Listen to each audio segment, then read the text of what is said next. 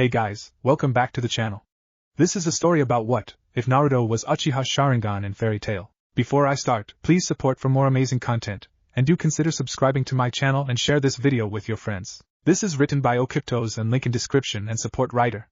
Let's start the video. Chapter 1, Dying Wish. Shinobi World, Forest of Dead Trees. This was going from bad to worse as the fight went on, and it seemed like things were finally coming to head. Hatake Kakashi was renowned as the copy ninja of Konohagakure no Sato and was thought to be one of the strongest shinobi of the village. But compared to the monster they were facing now, even he had to admit he couldn't possibly win. The organization known simply as the Akatsuki, a group of S-ranked criminals, had been hunting down Jinchuriki for months. Two of their members had come to capture Konoha's Kyuubi Jinchuriki, and Kakashi had led the three remaining members of Team Asuma into battle against them. Naruto Shikamura had taken on the one called Haiden, and the two had left the area. Now Kakashi stood beside a caught Yamanaka Ino and Akamichi Tsuji as the Akatsuki agent called Kakuzu, a man whom had said he had fought the Shodai Hokage himself, readied himself to administer the killing blow. This is it, Kakuzu said as the two white masks embedded in his shoulders charged up.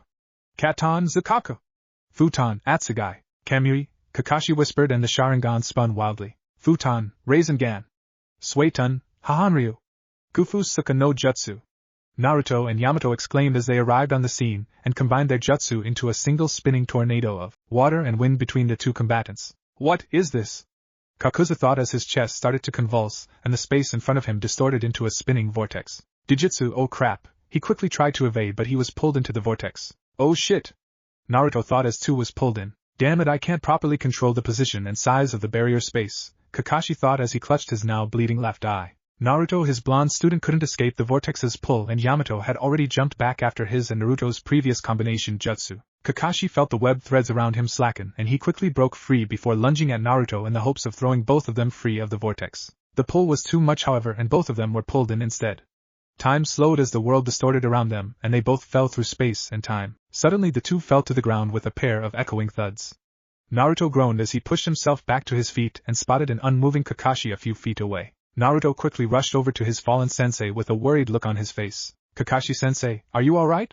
Naruto asked as he crouched beside the copy nin. Naruto, Kakashi strained while lying on his back. He had used too much chakra, far too much. Considering all of the jutsu I've been using today, I'm surprised I lasted as long as I did, Kakashi thought grimly. Using Kamui on top of that must have drained the last of my chakra. I don't have enough left to live through this. He looked up at the face of his student and spoke. Don't worry about me.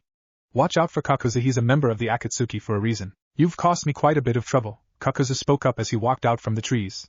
Your heart belongs to me, Hatake Kakashi. It's time for you to get your ass kicked, Naruto growled up with his back to the Akatsuki agent. Yeah, Kakuzu waved off the comment. I'll have it out with you another time. You're too careless, Kakashi mused. What?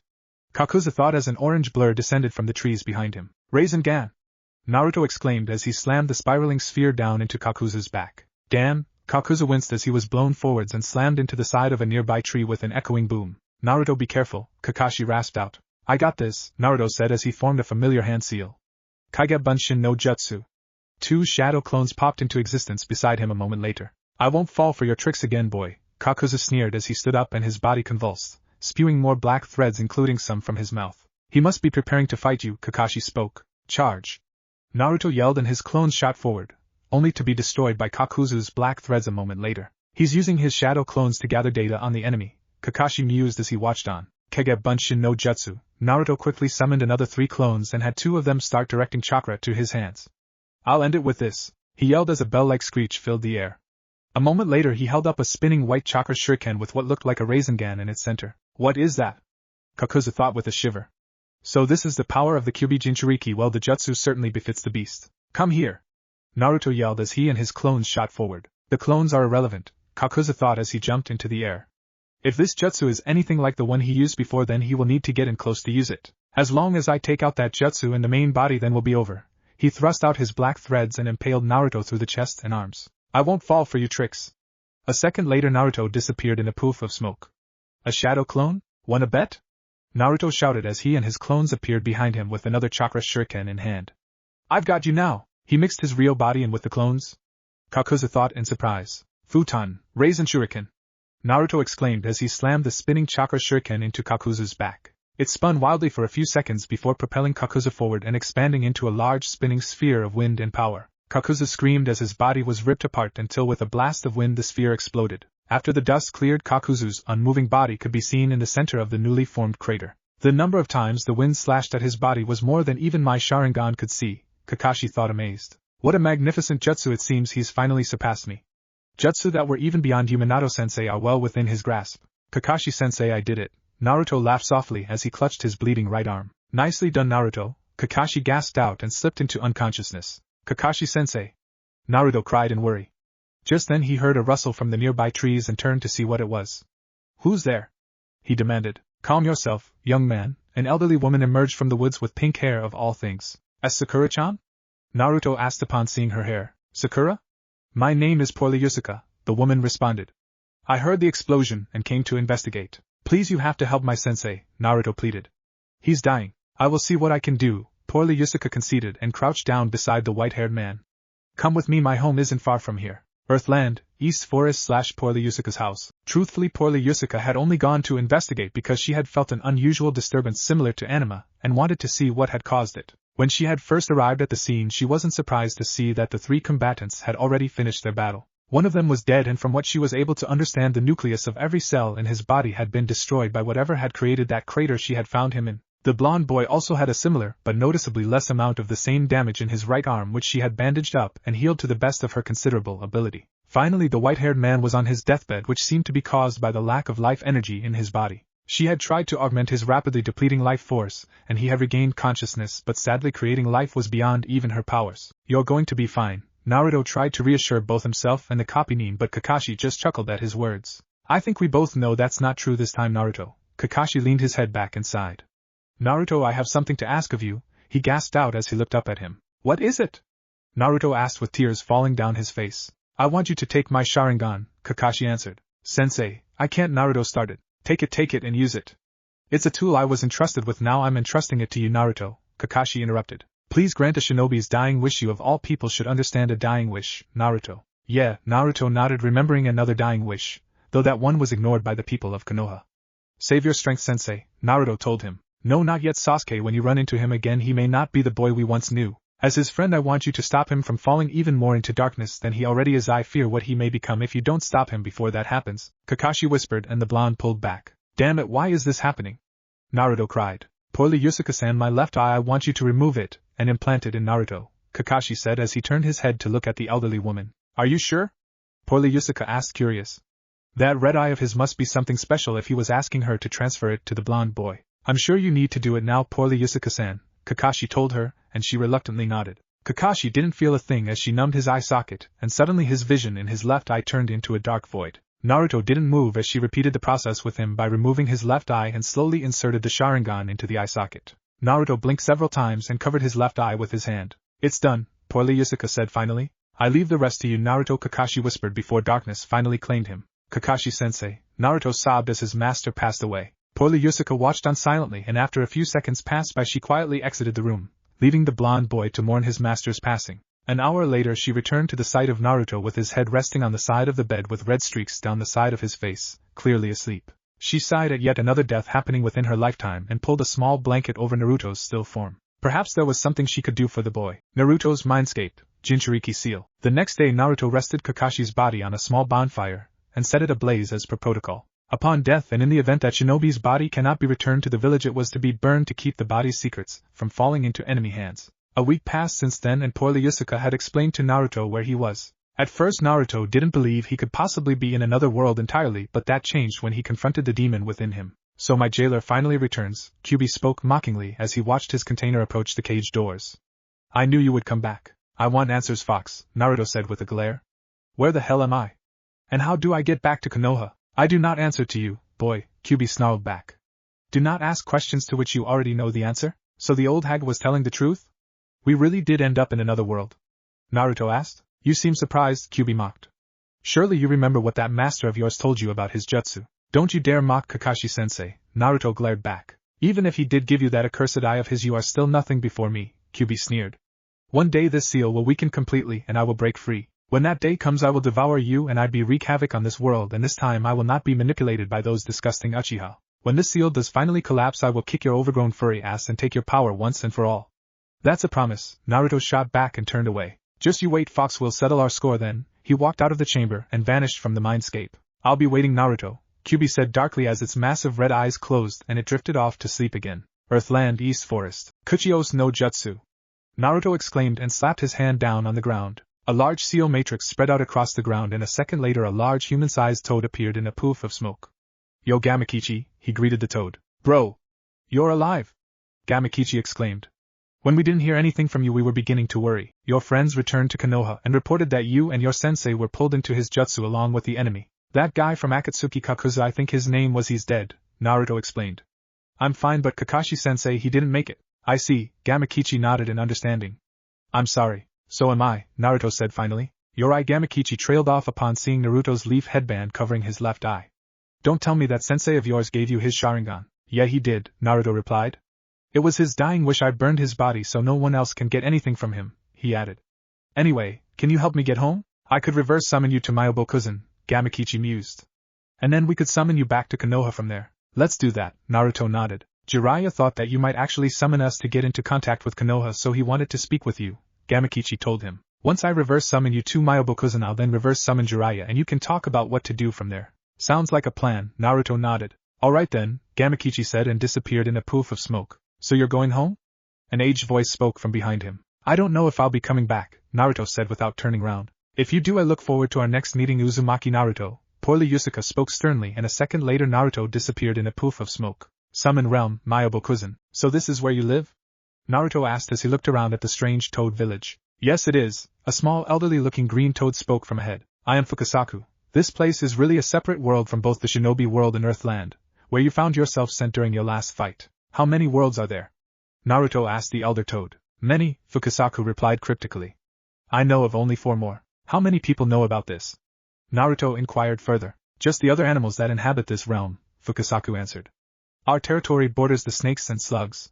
There are also numerous other summoned contractors in this world. Ours is one of the only worlds that allow travel between others. What about Earthland?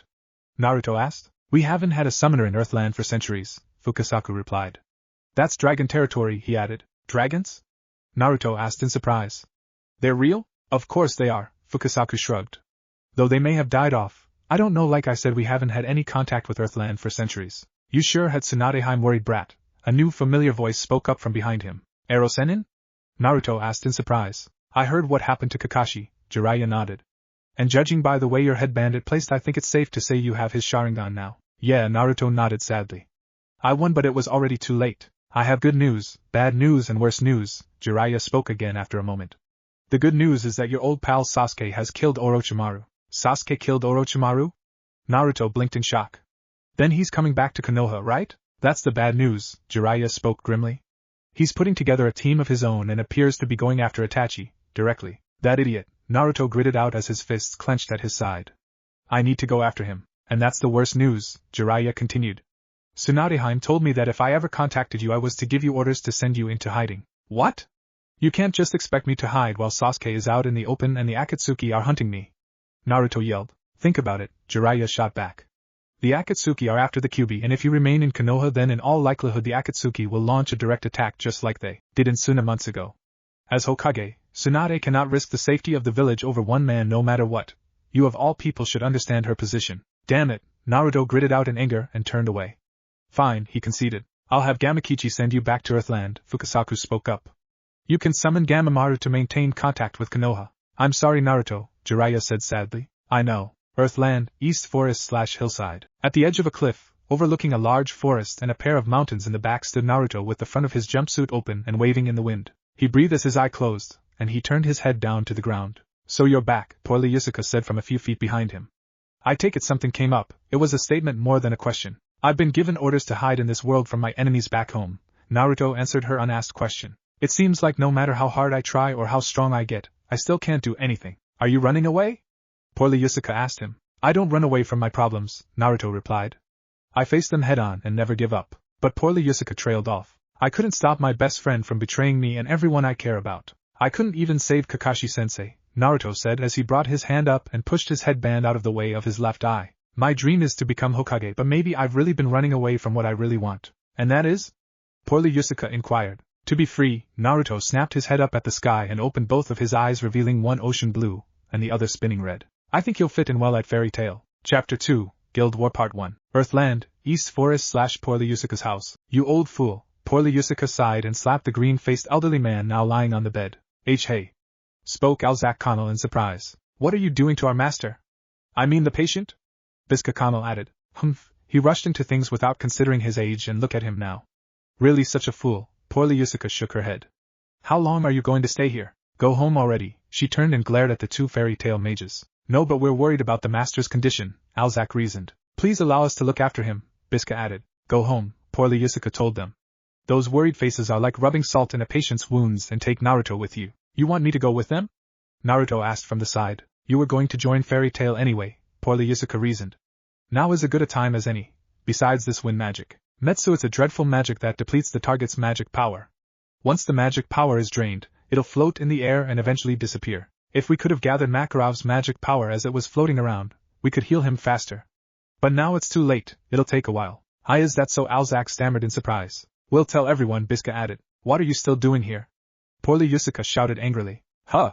But we thought you wanted us to hear you out. Biska yelled. Go away already. You humans stink. Poorly Yusuka shouted as they ran out of the door. Excuse us. Biska yelled back as she pushed her future husband out of the tree house. Good luck, young man, Poorly Yusuka said over her shoulder. Thanks for everything, Poorly Yusuka-bakan. Naruto grinned as he followed after the older teenagers and closed the door behind him. You've caused so much trouble since the old days for mages. Magic power is like their source of life.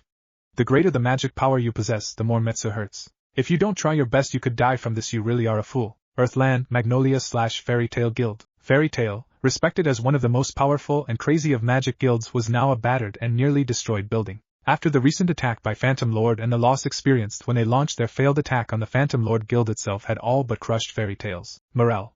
To make matters worse, apparently it was the new guild member Lucy that was the target of Phantom Lord's client. I can't believe we had to retreat. So degrading. We couldn't avenge our guild, nor Levi-chan and the others. Damn it. Their headquarters is here, so if we attack them with long-range magic from the southwest hill, we're bringing as many bomb lacrima as possible. Bring some powerful magic sheets from the storage for the mages. What's up? Still worried? Gray asked upon seeing the blonde girl's face. No, it's not that, it's just I'm sorry. Lucy apologized with a pained face. Well, daughters from rich families are destined to be targets, Elfman mused. And it's a man's duty to protect them. Don't say such things, Gray said over his shoulder. But I'm surprised too, the talking blue cat called Happy of all things spoke up. Lucy, why were you hiding? I wasn't so much hiding, Lucy denied.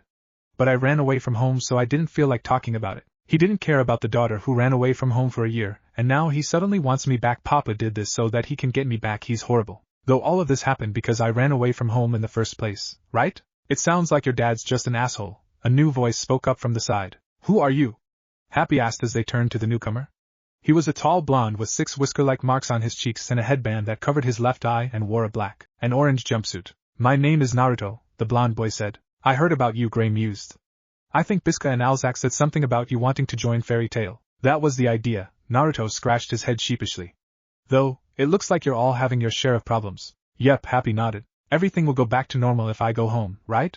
Lucy asked the question. Is that so? Natsu asked. I mean, the term lady doesn't really suit you, does it? You fit better in this dirty bar, laughing and merrily going out on adventures. You said you want to stay here. What good would it do for you to return to a place you hate? You're Lucy of Fairy Tail, right? This is your home. She began to tear up at his words. I've got to agree with Poorly Yusuka-bakan's grandson on this one. Naruto grinned as he thumbed at the pink-haired dragon slayer. Poorly Yusuka isn't my grandmother, Natsu responded. She isn't? Naruto blinked. But you both have pink hair, and she pointed me to this guild, so I thought you were related. The jury is still out on that one, Happy quipped. Suddenly the ground shook as the sound of a loud thud filled the air. What the hell was that? Naruto asked as he looked around. It's coming from outside.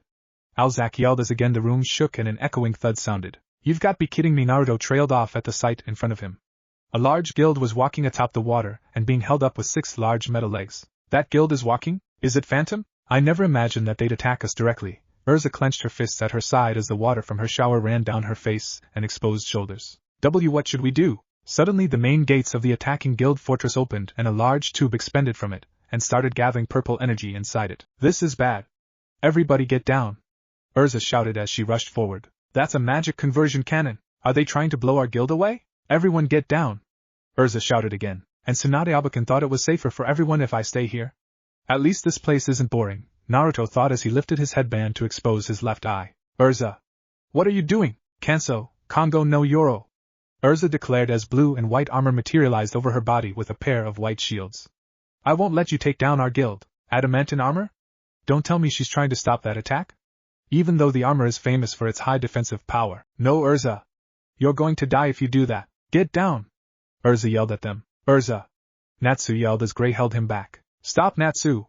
We've just got to believe in Urza for now, Gray told him. Suddenly the cannon fired a beam of destructive energy at the Fairy Tail Guild and its defenders. Urza brought both of her shields up in order to better prepare to the oncoming attack. However, everyone was surprised when the space in front of her started to distort. Kamui, Naruto whispered, though it wasn't heard over the thunderous blast. He had created a large distortion of space and time directly between Urza and the beam, effectively sucking the beam in and dumping it in another dimension, hopefully not injuring anyone on the other side. What just happened? Damn, Naruto grunted and fell to his knee, catching the attention of an equally surprised Urza. Did you just deflect a shot from a magic conversion cannon?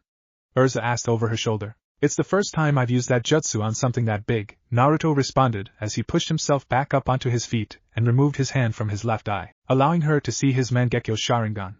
I'm still working on aiming it right, especially against moving targets. He was able to deflect a shot from a magic conversion cannon with a single spell, Urza thought as she examined the blonde. He's strong, though I shouldn't be surprised if poorly Yusuke has taken an interest in him, but that was clearly an S-rank spell he used. Is he an S-class mage? When this is over I need to talk to him, especially if he wants to join Fairy Tail. Even if you were able to stop a single shot from my Jupiter cannon, a loud voice spoke from the guild fortress. You still don't stand a chance. Hand over Lucy Heartfilia right now. You're out of your mind. Alzak yelled back. Where in the world would you find a guild that offers up a comrade to an enemy? Biska shouted out. Lucy is our comrade. Makoa yelled. That's right. Go away. We won't hand over Lucy. Even though the enemy is attacking their home, they still refuse to hand over one of their own, Naruto thought as he watched on. I wonder if the people of Konoha would ever do that for me if the Akatsuki attacked. Hand her over, the voice spoke again. We'd rather die than give up one of our comrades. Urza herself yelled and the rest of the guild roared in agreement. Our answer won't change no matter what. We'll take you down. Natsu shouted. I see, then we'll fire an even bigger and stronger Jupiter. Now struggle in this 15-minute terror until it's reloaded. The voice yelled back. You mean we have a full 15 minutes? Naruto asked with a grin which surprised everyone. That should be more than enough time. What are you talking about? The voice demanded. To kick your ass and save the whole damn guild, Naruto grinned. Listen to me very carefully because I'm only going to say this once. You may think you've got us cornered, but you're wrong because you made one mistake. You underestimated us. You can't stop us. The voice spoke clearly as hundreds of shadow creatures flew out of the guild fortress and shot towards the Fairy Tail Guild. You have two options: be killed by my soldiers or die by Jupiter. Impossible. Is he going to kill his own men with Jupiter as well? He's just threatening us. He won't fire it. Yes, he will, Kana spoke up. That's Jose's magic Shirito. They're not human. They're just ghost soldiers that Jose created. Ghosts? Naruto suppressed his shiver at the thought. He'd always been afraid of ghosts, and though admittedly it had lessened over the years, his fear was still there. We've got to do something about Jupiter. Kana trailed off. I'll go smash it, Natsu declared. 15 minutes, right? Kana silently nodded in reply. Happy, immediately white wings spread out from the blue cat's back and it grabbed hold of him, lifting him into the air despite the size difference, and flying the pair towards the guild fortress. Gray! Elfman! You two head in there too, Urza gave the order. Loki! Kana! You are in charge here until I get back. She got a nod from the pair. What are you going to do? Naruto asked the redhead. You and I are going after Jose himself, Urza replied. Kanso, Tenrin no Yoroi. Light encased her body as her armor changed shape and took the form of silver-plated dress with flower-like wings extending from the back. Can you fly? She asked the blonde at her side. No, but I can run real fast. Naruto grinned and ran forward, jumping off the cliff edge and landing atop the water. Race ya! He yelled and took off running on the water towards the guild fortress. He can walk on water too. What is he? Urza thought before taking to the air and flying off towards the guild fortress after her new partner. Earthland, Magnolia/Phantom Lord Guild Fortress. The pair quickly entered the fortress and made their way through its maze-like corridors towards the highest tower where the guild master Jose Porla was waiting. They encountered a small snag, however, when they entered a ballroom, and Urza was forced to fling both herself and Naruto to the side just as a blast of wind cut through the floor where they had stood moments ago. What the hell? Naruto thought as he rolled back to his feet beside Urza. This guy, Urza mused, and her face settled into a glare when out of nowhere a large man in a green trench coat and with bandages covering his eyes. He's the guy that drained the master. Urza Scarlet, huh? How very sad for your neck to be handed to me, the man mocked. You're the bastard who dared to touch the old man, Urza glared. Can you handle this guy?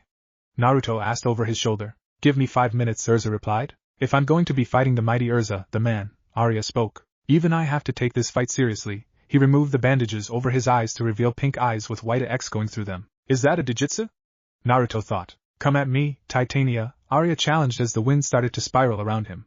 I have activated the airspace of death, Zero.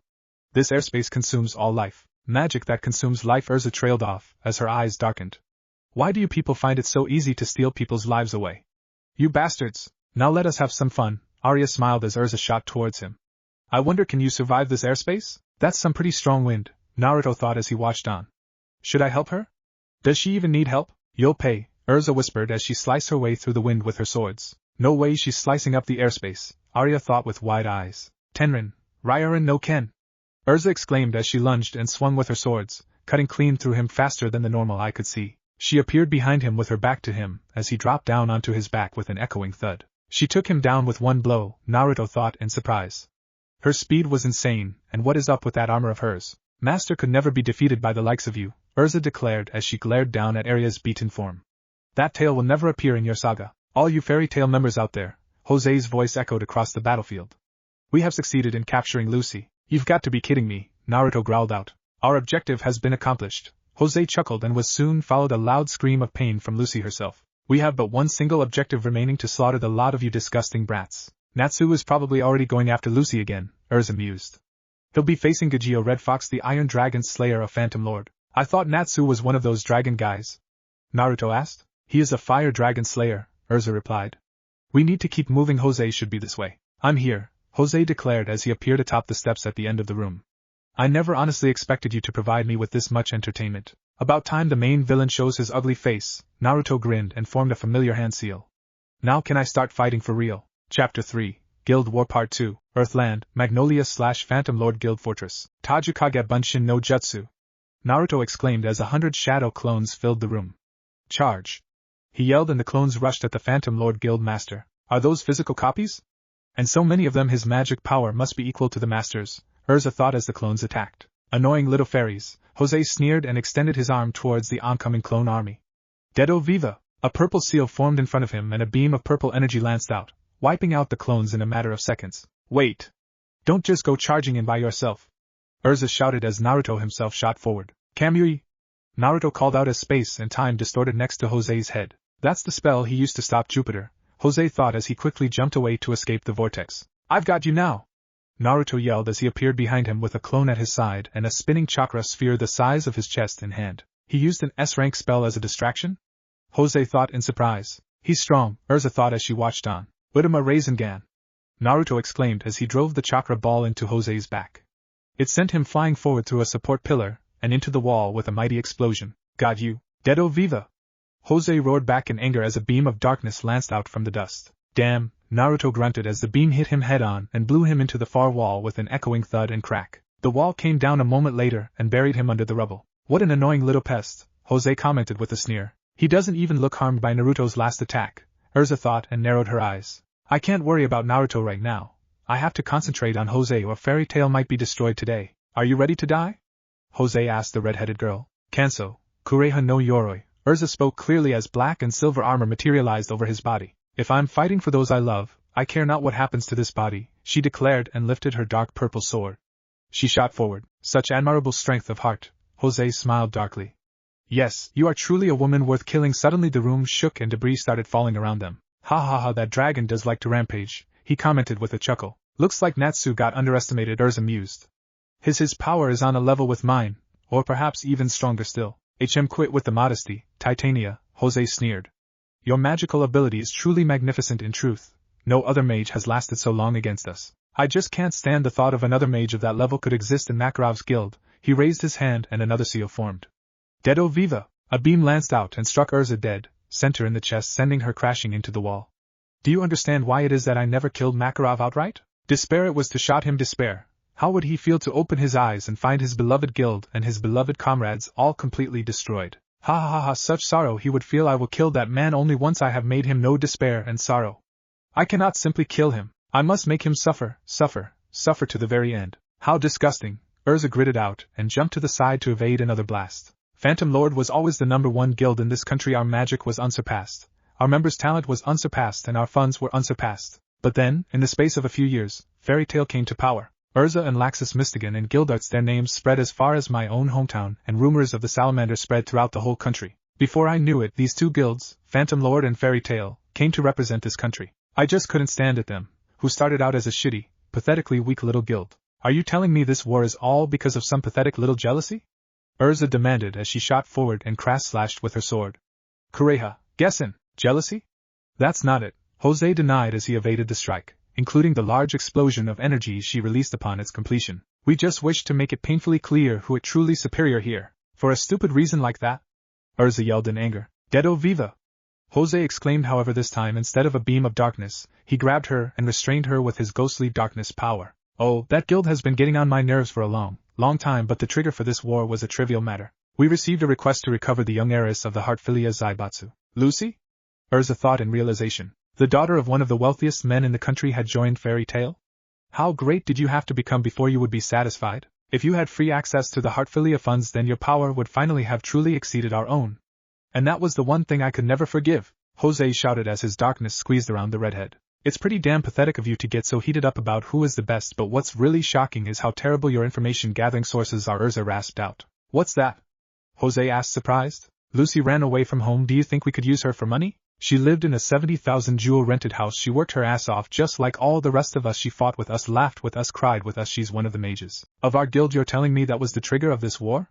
Lucy, the heiress of the Heartfilia family? A flower can't choose the place where it blooms, and a child can't choose the parents she's born to. What the hell do you think you know about Lucy? Urza yelled in outrage. Well, I guess I'll find that out, Jose mused. Do you really think I'm going to hand her over to her father for free? Oh, I'm going to keep her until they have no money left. I'm going to get my hands on the entire Heartfilia fortune. Damn you! Urza screamed as the darkness around her contracted once more. I wouldn't struggle if you were you. You'll just make it hurt even more. Jose chuckled and raised his hand again to create his seal. Dedo viva! A beam of darkness lanced out and shot at the restrained redhead. No! A blur of red appeared between the two as the beam struck with a mighty explosion. What? Jose's eyes widened as the dust cleared. I heard everything. Someone like you. I hate people like you, Naruto said as the dust cleared, revealing him standing with red chakra spiraling around him and Urza being carried in his arms, bridal style. And Naruto? Urza asked, surprised. What is that power he's using? It feels similar to Mirjane and Elfman, but worse. Stay back, Naruto told her and set her down behind him. This guy is mine, but Urza started red. Believe in me and I promise you I won't lose, Naruto declared. Red chakra exploded from his form, taking the shape of a fox over his form with the 3 swishing tails. What is this feeling? Why is he to make me feel like this? That aura feels dark and full of malice, and yet his words bring warmth to my heart. My soul, Urza thought as she looked up at her blonde savior. I knew you'd come crawling back to me, boy, he heard the QB say in the back of his mind. Your power cannot protect, it can only destroy. To protect her I'll even use your power, Naruto declared to the beast within him. Try and take it from me. I dare you, the QB snarled at him. Fine, Naruto shot forward and disappeared in a burst of speed, reappearing in front of Jose a second later. He slashed with his chakra claws and struck the guild master across his face, sending him crashing back through the wall. I won't let you hurt her, he roared at his opponent. He can really, Urza thought as Jose stood up from the rubble. Naruto, I will believe in you. I have just one thing to ask. Name it, Naruto said. Win! Urza yelled. QB! Naruto roared as a 4th tail formed on the chakra shroud. His skin was ripped apart as a black sphere formed around him, and with an explosion of fire the chakra condensed to such a degree that Naruto's form couldn't be seen anymore. All that remained was a crimson chakra fox with a black mask, white eyes and 4 swishing tails. By the sage, this burns. Impossible, you're actually conscious? QB yelled in outrage. And Naruto? Urza asked as she stared at the beast that stood between her and their opponent. A demon? Jose gritted his teeth at the sight. Dedo viva!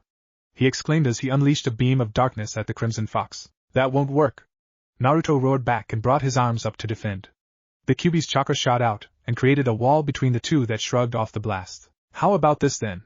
Jose yelled as he appeared beside him and slammed his fist into the side of Naruto's head, knocking him back. Almost instantly the red chakra sprouted from his chest and formed a hand, slashing at Jose only for him to quickly pull back. Damn him. I can't hold this form for much longer, Naruto thought as he felt his body being ripped apart a piece at a time. Enough, QB said from its cage. Use the Baijidama and end this. I want my power back. What's the Baijidama?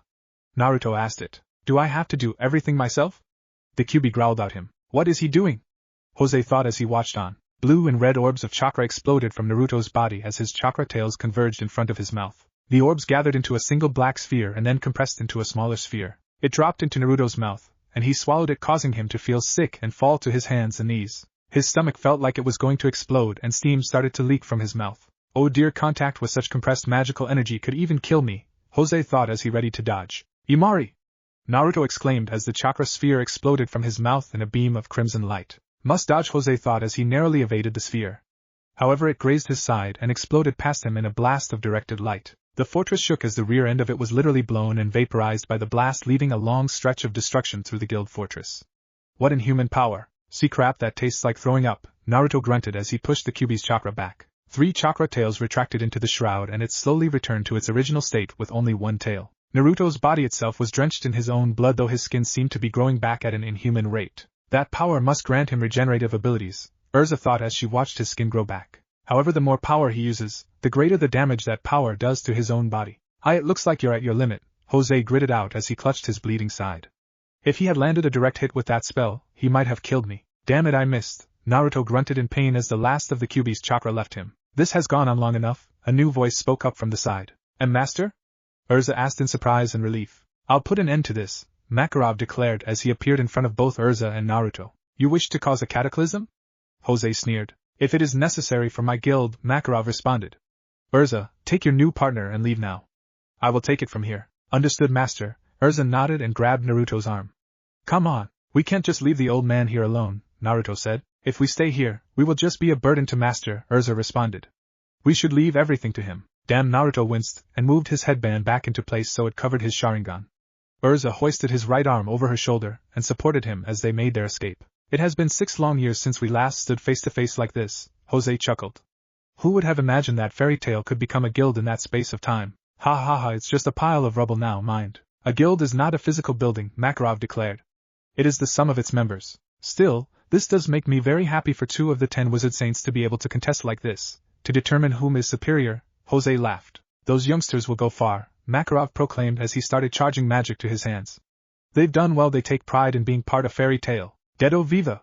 Jose exclaimed as he unleashed a beam of darkness at Old Mage in front of him. Kaijin no Gekkarin. Makarov countered as a seal formed in front of him and a beam of light shot out, intercepting Jose's attack and beginning a battle of attrition. What the hell is with this thunderstorm? Naruto asked upon seeing the sky darken and lightning strike down around them randomly. That's because the master is fighting without holding back, Urza replied as the two stopped at the edge of the balcony overlooking the water. It's only a matter of time before master uses that spell. What jutsu are you talking about? Naruto asked her. A spell master knows that is only used as a deterrent to war, Urza answered. Fairly impressive, Makarov commented. So much power at such a young age, you have at least earned your place among the 10 wizard saints. Had you chosen to use the power for good, and become a model for those still younger than yourself, the world of mages would surely have benefited greatly. Old man, are you preaching to me? Jose sneered. As is the custom of fairy tale's justice system, Makarov began. I shall give you the count of 3, kneel, he ordered. HM? Jose mocked. 1, Makarov started. I was wondering what nonsense you would spout but telling me to kneel. Jose sneered. 2, Makarov continued. You want me to kneel before you, to acknowledge you as the greatest in the kingdom? Stop fooling around. In combat I am your match. Nay, more than that. I am stronger. 3, Makarov finished and charged pure light energy to his hands. You are the ones who should be kneeling before me. Now die. Crumble to dust and vanish from the face of history. Fairy tale. Jose yelled in outrage. Dedo Viva, that's enough, Makarov said clearly. Yosei no Haritsu, fairy law. The world was claimed by light. Holy shit. Naruto yelled as he covered his eye.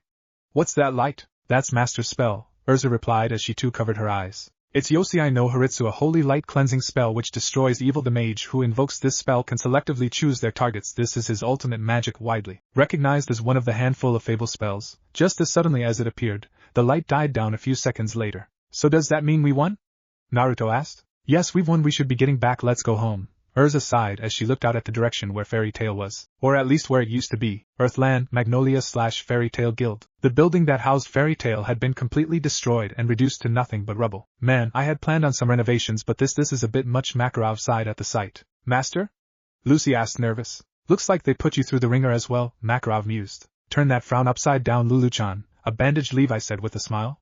We started out as a team, and we came out victorious as a team. Truth be told, the guild's new look is growing on me, Droy added. Yeah, a few minor touches and it'll be good as new, Jet agreed. Yup, Redus nodded. Levi-chan, Redus, Jet, Droy, Lucy cried. Don't sweat it, okay? Levi smiled back. No, I should be, Lucy started. Everyone here knows the score, Levi cut in. There's no need to beat yourself up over it.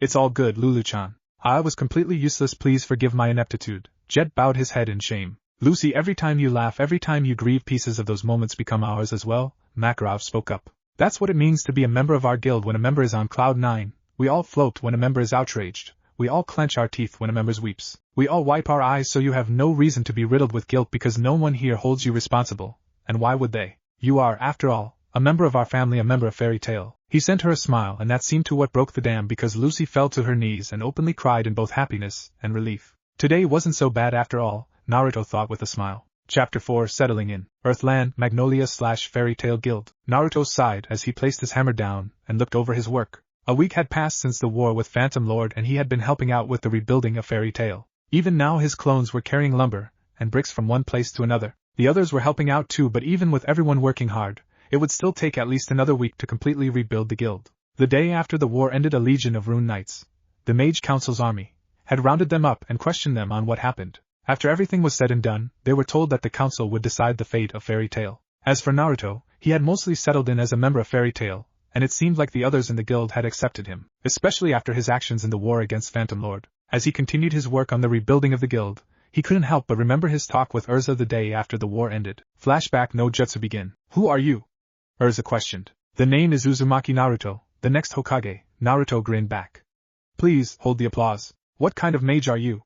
Those abilities you displayed didn't feel like any magic I've ever seen before, Urza questioned further. You could manipulate pure energy and control space and time to a certain degree. And then there is that demonic aura you unleashed. I'm not a mage, Naruto replied. I'm a ninja. A ninja? Urza asked with narrowed eyes.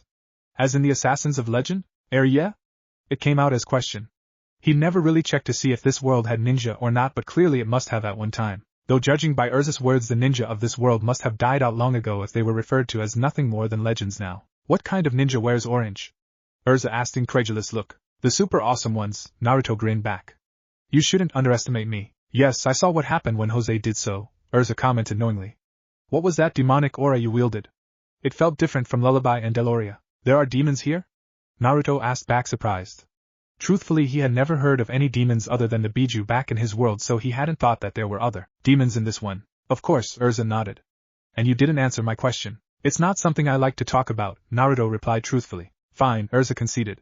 But I will make one thing clear right now. If you do anything to harm my comrades, then I will deal with you myself, understand? Why yeah, Naruto cursed himself for stuttering. This woman was scary as hell, and he couldn't help but breathe a sigh of relief as she turned and walked away. As he watched her go, he let a smile spread across his lips as her hips swayed from side to side. After a moment of staring, he shook himself and turned away with his face red. What am I doing? Flashback. No jutsu end. I like Sakura-chan, he had told himself again. I barely know Urza-chan. Those two are at it again. Mira Jane smiled, snapping him out of his thoughts when she saw both Natsu and Gray descend into another one of their infamous arguments. They remind me of two fangirls I used to know, Naruto commented. Did they fight all the time too? Mira Jane asked him. Yup, Naruto nodded. And always over a boy who wouldn't give them the time of day. Hey! A familiar loud voice yelled from the side.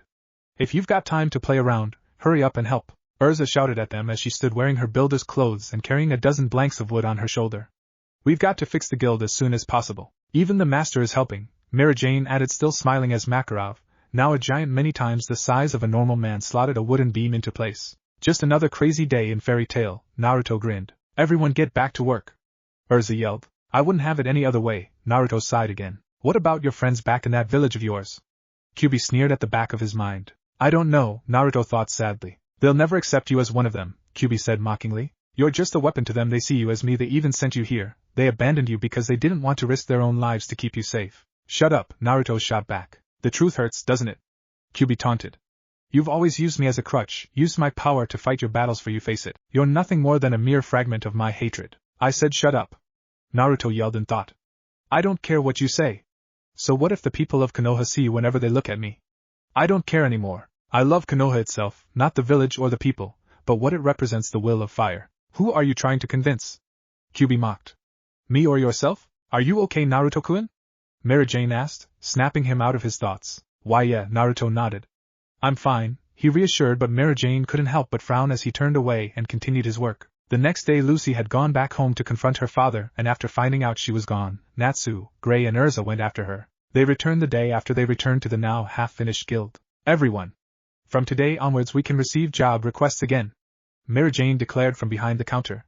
Though this took a long time, everyone should work hard at their jobs. We have jobs! We have jobs! A random member yelled as they all scrambled over to the job board. Why are they so excited? Usually they just fool around and drink. Lucy sighed and shook her head at the sight. I should probably do a mission too, Naruto mused. I need new clothes and a place to live. My jumpsuit is pretty worn out, and sleeping in the forest just isn't the same as a real bed. Maybe you should partner with someone and do a mission together, Mary Jane suggested. Maybe Loki, if he's available. Speaking of which, Loki isn't here, Lucy spoke up. Did you fall into Loki's hands as well? Mary Jane asked. No, Lucy denied. That it seems he helped me find my keys, so I want to tell him thanks. If I see him I'll pass along your message, Mary Jane offered. Don't talk about that, you lost the keys. Are the spirits angry? That already isn't just at the level of angry, just thinking about makes my butt hurt. Lucy groaned as she placed her head on the counter. Do you need me to cool it? Gray inquired. Don't pretend to be a gentleman, Lucy said as she turned away. That's sexual harassment. Lucy, let me see your red butt, Happy requested. That's obvious sexual harassment, Lucy shot back. If I make her butt hurt more I wonder what expression Lucy will have, Natsu mused. Are you a devil? Lucy asked in outrage only for a table to be flung from the side and knock the fire dragon slayer to the ground. You dare say that again, Urza said dangerously as she glared at a big blonde man that sat in front of her. Urza? Lucy muttered in surprise. Then I'll say it more clearly, the blonde man sneered.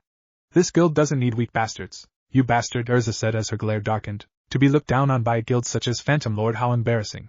I couldn't face anyone, the blonde man continued. Laxus is back, Happy spoke up. That bastard mouths off as soon as he comes back. Gray gritted his teeth at the sight. S-Class Laxus? Lucy asked. I'm talking about you, Laxus said as he pointed over at Team Shadowgear. I heard that you guys were beaten up by that Iron Dragon Slayer. Speaking of which, what are your names?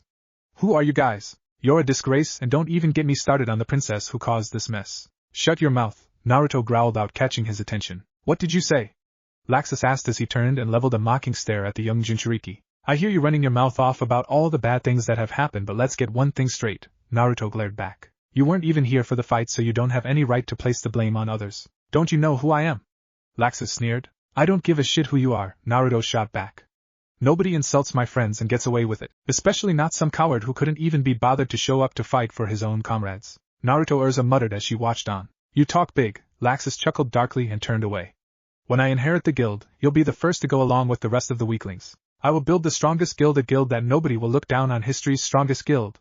He laughed as he walked away. What the hell is his problem? Naruto asked once he was gone. And what did he mean by inherit the guild? Lucy asked further. What nonsense was he talking about? It's not really nonsense, Mary Jane sighed. Because Laxus is the master's flesh and blood grandson. Seriously? Lucy asked in surprise. The old man?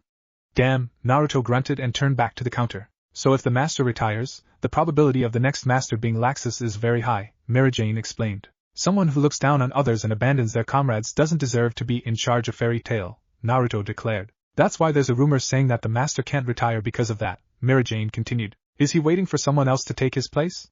Lucy asked curious. It's just a rumor, Mary Jane shrugged. In reality, the master hasn't said a word about anything concerning a successor. Sounds like old man Sandaime back in Konoha, Naruto thought. And look how that turned out. That bastard, Natsu growled out. Forget it, Urza told him. It'll be very troublesome if you have relations with that guy. How about this? Want to take up a job? Huh? Natsu asked surprised. Of course, Gray and Lucy should come too, Urza added.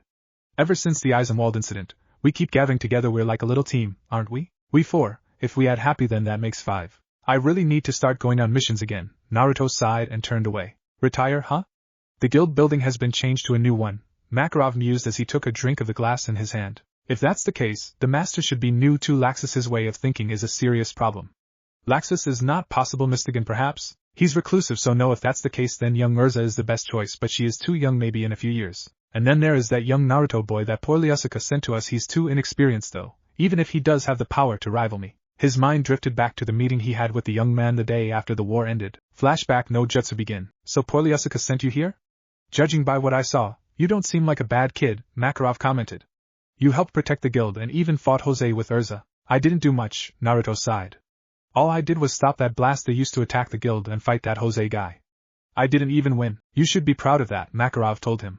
Had you not been there, Urza would have most likely been crippled if not killed outright by that Jupiter cannon, and Jose would have had free rein to do more damage before I could stop him myself. Your determination and sheer dumb luck were nothing to snuff at. If you say so, Naruto shrugged. Anyway, can I join Fairy Tail? Of course, Makarov smiled widely. Mira, could you please go and retrieve the Fairy Tail stamp? Yes, master. Mira Jane nodded and walked over to one of the counters. Here it is, she said as she walked back with the stamp in hand. Where would you like it? She asked with a bright smile. On the back of my hand, Naruto answered as he held out his left hand. There you go, Mira Jane said as she brought the stamp down on the back of his outstretched hand, imprinting the symbol of Fairy Tail on it like a tattoo. Welcome to Fairy Tail, Makarov finished. Flashback no jutsu end. Master, Mira Jane spoke from below. So you were hiding here. What is it? Makarov asked her. Looks like something happened again. Mira Jane smiled as she held up a piece of paper. It seems Urza and the gang destroyed half a stretch of road doing their job. The council requests that we compensate for the damages done, master? What's wrong? How can I retire like this? Makarov yelled to the darkened sky. Earthland, East Forest / Poor Lyusica's house. This seems to be becoming a regular occurrence. Poor Lyusica commented as she placed a wet towel on the head of a black-haired man lying unconscious on the bed in front of her. Like with the blonde young man, Naruto, a month earlier, she had sensed another disturbance reminiscent of anima nearby and had checked it. What she found was this black-haired man whom had been bleeding from his mouth, and looked like he had been in a fight for his life. Not only that, but upon investigation she had discovered that he was suffering from an unusual illness originating from his eyes, which was strange in itself since he appeared to be blind. She had brought him in and using her vast knowledge was able to effectively cure the unnamed disease. After she was finished she created a pair of artificial eyes to allow the man to see again based off of the ones he already had. His original eyes seemed to be almost identical to the one she had transplanted into Naruto, and though these ones seemed normal and appeared to have worked for a time before going blind, hopefully he would regain consciousness soon. Where am I? His harsh and clearly exhausted voice caught her by surprise. My home, Poor Lyusica replied as she backed away slowly. Water, the man groaned as he slowly sat up with his back against the window. Drink this, Poor Lyusica said as she pushed a glass of water into his hand. It will make you feel better. Thank you, the man said and gulped down the liquid. I seem to be making a habit of this, Poor Lyusica commented. You are the second person to be transported within 2 miles of my home. I'm not dead, am I? The man inquired. Most certainly not, Poor Lyusica replied. You said I was the second, who was the first? The man questioned further. A young man with blonde hair, Poor Lyusica answered. Naruto Uzumaki, the man said after a moment. Yes, Poor Lyusica confirmed and narrowed her eyes. What is your name? My name?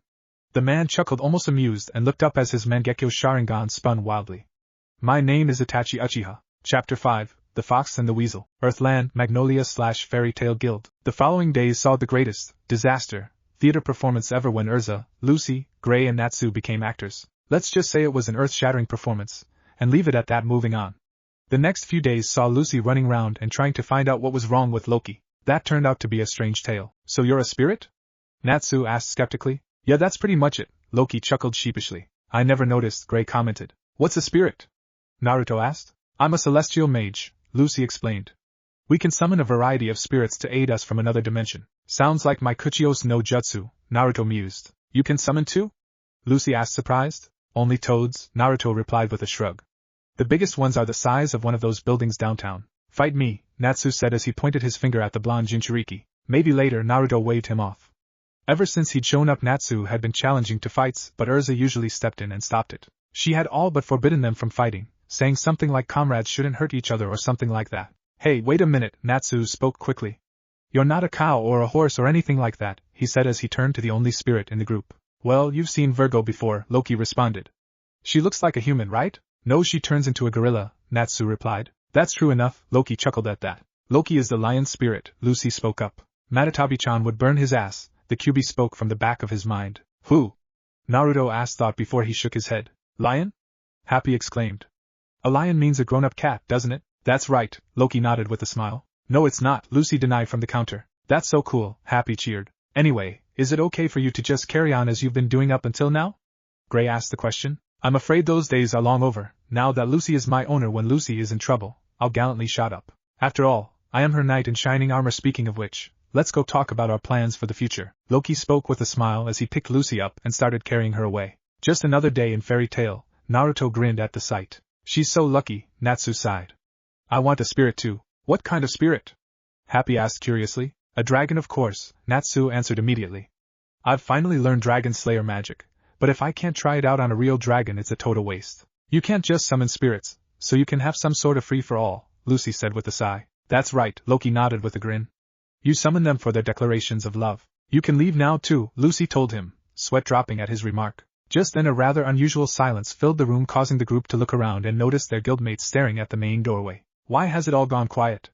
Loki asked the question. Hello Naruto-kun, a familiar male voice spoke from the doorway. It can't be, Naruto thought as he snapped his gaze towards the newcomer.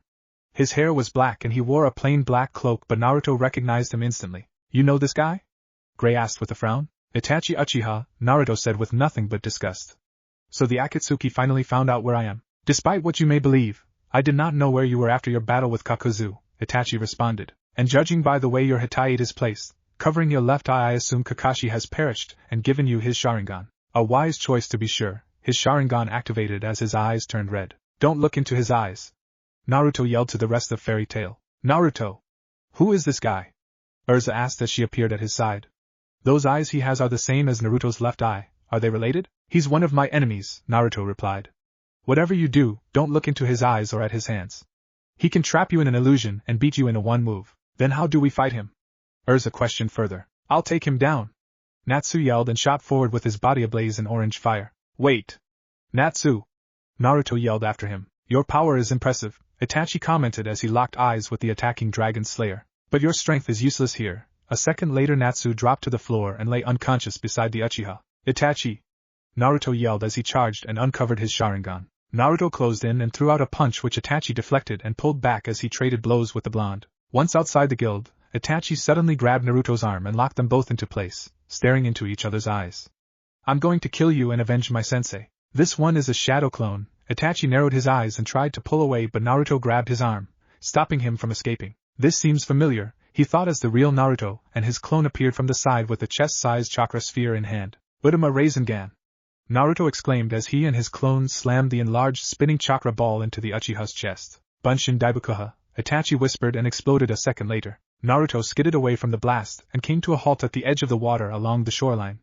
That was close, he thought as he looked around for the elusive Uchiha. If my Sharingan didn't see the chakra build up in Itachi's clone, then he would have taken me out right then and there. I do not wish to fight you, Naruto-kun, Itachi spoke as the smoke cleared, revealing his unharmed form.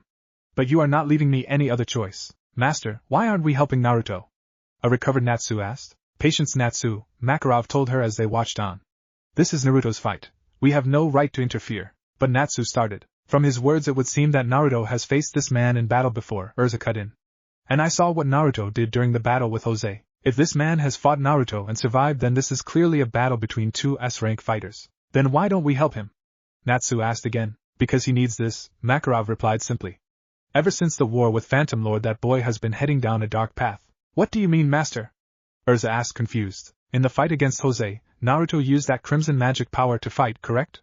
Makarov mused. According to Poorly Yusuke, that power he used is not really his but is actually from a demon he has imprisoned. Not only that, but his left eye is a tool that was given to him by his now deceased master that allows him to control that demonic power. He believes that he has been using the strength of others to fight his battles for him instead of relying on his own strength. He thinks he is weak? Natsu asked incredulous. Yes, Makarov nodded. You fool, Urza thought as she turned her attention back to the fight. It doesn't matter where your power comes from. As long as you use it for the right reasons and don't let it corrupt you, then you shouldn't care if it's someone else's power. I will not fall for the same trick twice, Naruto-kun, Itachi said clearly. I won't let the Akatsuki take the Kyuubi from me, Naruto shot back. I have no interest in collecting the Biju, Itachi responded. They no longer matter to me now that my goal has been fulfilled. What are you talking about? Naruto questioned. Before I woke up in this world, Itachi began. I fought Sasuke. Naruto trailed off. Our battle was long and gruesome, but eventually my illness caught up with me and I fell unconscious. I awoke later in this world near the forest east of here, Itachi explained. The East Forest? That's where Kakashi-sensei and I dropped into this world. Did Kakashi-sensei's Kamui open a hole between dimensions or something? Naruto thought. Enough playing around, Itachi declared as a black three-point will formed in his eyes, awakening his Mangekyo Sharingan. Amaterasu, he whispered, and black flames shot out at the blonde Jinchuriki. Kamui! Naruto exclaimed as the space in front of him distorted and black flames into the spinning vortex. He deflected Amaterasu with some kind of Jukuken jutsu? Interesting, Itachi mused as the last of the black flames disappeared along with the vortex. What is with this guy? I mean, I knew he was strong, but fucking hell, Naruto thought as he made a hand seal. Tajukage Bunshin no Jutsu. A moment later 2,000 shadow clones popped into existence around them, creating an almost endless sea of black and orange. That is a lot of shadow clones. Itachi narrowed his eyes and he looked around at the clone army before him. He rapidly formed a series of hand seals and started spewing small red fireballs from his mouth as he spun round. Katan, Hosenka no Jutsu, charge! Naruto yelled as the clones attacked from all sides. There is too many of them, Itachi thought as his Sharingan spun wildly. Bunshin Daibakuha.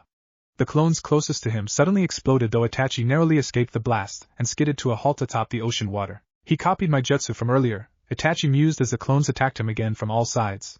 He quickly jumped into the air and formed another series of hand seals. Katan, Gakakyu no Jutsu! He exclaimed as he belched out a large fireball downwards at the cluster of shadow clones, wiping them out. This isn't working, he thought as he landed and stood atop the water. Itachi! Naruto yelled as he descended upon the elusive Uchiha with a familiar chakra sphere in hand. He has gotten better, Itachi thought as he quickly formed a set of hand seals. Chidori, he whispered as his left hand was encased in lightning. When I copied this jutsu from Sasuke 3 years ago, I never thought I would use it like this. Rasengan! Naruto exclaimed as he brought his hand down and the two powerful attacks clashed. Silence. The water rippled as the two techniques fought for dominance until finally with an echoing explosion the two were blown away from each other. They slid to a stop atop the water and stood up, staring at each other and panting. You really have grown, Naruto-kun, Itachi commented and breathed. But sadly this ends here, Tsukuyumi. Damn it, we have to help him. Natsu yelled. If you were fighting Igneel, would you want one of us to interfere? Gray asked him. That's different, Natsu replied in a quieter tone. No it isn't, Gray said back. It's the same with me when I fought Lion back on Galena Island. Suddenly a red column of light shot up from Naruto's position and a massive shockwave washed over them. What the hell? Natsu exclaimed in surprise. This feeling, it's the same as before, Urza thought as the light died down. What is that? Lucy stammered when they all finally spotted their blonde friend again. His body was encased in a dense crimson chakra which radiated malice and hatred. White bones had formed over the chakra in the shape of skeleton, though what caught Urza's attention was the number of tail he had. There were 6. It's like my Satan Saru, Mira-Jane commented. A different form of Taiku Oba magic. He has 6 tails, he only had 4 when we fought Jose, and he looks different too. Those bones weren't there before, Urza spoke up. It seems the Kyuubi reacted to Tsukuyami and forced Naruto-kun to release its power. So this is the power of the Kyuubi compressed into human form, Itachi thought as he gazed upon the crimson chakra fox that roared at him. It burns! Naruto bit back a scream as he fell to his knees. He's still conscious? His control is amazing, however that form must carry with it considerable risk, Itachi mused. Kyuubi! What did you do? Answer me, Kyuubi! Naruto yelled at the demon within him, but he received no reply. Don't tell me that Itachi's genjutsu caught you instead of me? Even with the power of the Kyuubi, you cannot win, Itachi said clearly. We'll see about that, Naruto growled back. If the Kyuubi is trapped in a genjutsu, then I really am fighting alone this time, he thought as he pushed himself upright and started gathering blue and red chakra spheres at his mouth. What is he doing? Itachi narrowed his eyes at the sight. Compress the chakra, consume it, Naruto mused as he swallowed the black sphere of chakra. And release, he took aim and belched out the chakra ball at the Uchiha. Imari! The density of that chakra, even I cannot survive a direct hit from such a jutsu. It seems that I have no choice but use that jutsu, Itachi thought as the projectile closed in. Susanoo. The chakra sphere exploded forwards, and washed over the ocean surface, sending ripples of water everywhere. What was that? Lucy asked with wide eyes as the blast died down. He called it the Imari, Urza answered. He used it in the fight against Jose and blew out the rear of Phantom Lord's walking guild. He's more destructive than Natsu. Happy quipped. I didn't think it was possible, Gray responded. Hey! Natsu yelled indignant. Nevertheless, the situation is more serious than you realize, Makarov spoke up. How so, master? Urza inquired. Take a look for yourself. Makarov nodded towards the ocean where the mist was starting to clear. Impossible, Gray said in disbelief as the two combatants came into view once more. No way, Lucy stared with wide eyes. He survived that? Natsu asked surprised. Even Jose recognized the danger of Naruto's attack and he dodged it, Urza thought as she watched on. This man took that attack head-on, so how did he survive? What is that? Lucy asked as she saw a red aura encasing Itachi's body. It stood over him with 3 hands with a large spirit sword, shield and a jar in each one. The shield was lowered down and was covering Itachi himself while the sword and jar were down at his side. It looked vaguely humanoid in shape, and the blade seemed like it was on fire. Whatever it is, I think this fight just went to a whole other level, Gray reasoned. Man, those two are really going at it, Kana commented. Master Natsu groaned. Not yet, Natsu, Makarov responded. To have pushed me this far, Naruto-kun, is no small feat, Itachi said clearly. Your control over the Kyuubi is amazing, astounding, and your last attack even managed to crack my Susanoo's Yada no Kagami. Just what the fuck are you? Naruto growled out as he forced the Kyuubi's chakra back until only one tail remained. His skin grew back as he collapsed to his knees and bit back another scream of pain. You should be honored, Itachi told him. Not many have seen this form and lived to tell about it. This is Susanoo, the third and final ability granted by the Mangekyo Sharingan. Unlike Madara Uchiha before me, my Susanoo wields the Tatsuka no Tsurugi and the Yada no Kagami. With these two tools, it is called Yubu no Aragami and said to be invincible. I've never believed in an invincible enemy. Naruto's voice returned to normal as the last of the Kyuubi's chakra left him. Then face me now, Itachi challenged. If you have anything left then I suggest you use it. You got it. Naruto nodded and rose to his feet once again. This guy is a real fucking monster. If this doesn't finish it then I don't know what will, he thought as he formed a familiar hand seal. Kage Bunshin no Jutsu, he said as clones popped into existence at his side and started channeling chakra into his hand. Now what is he doing? Itachi thought as a bell-like screech echoed through the air. What is that jutsu?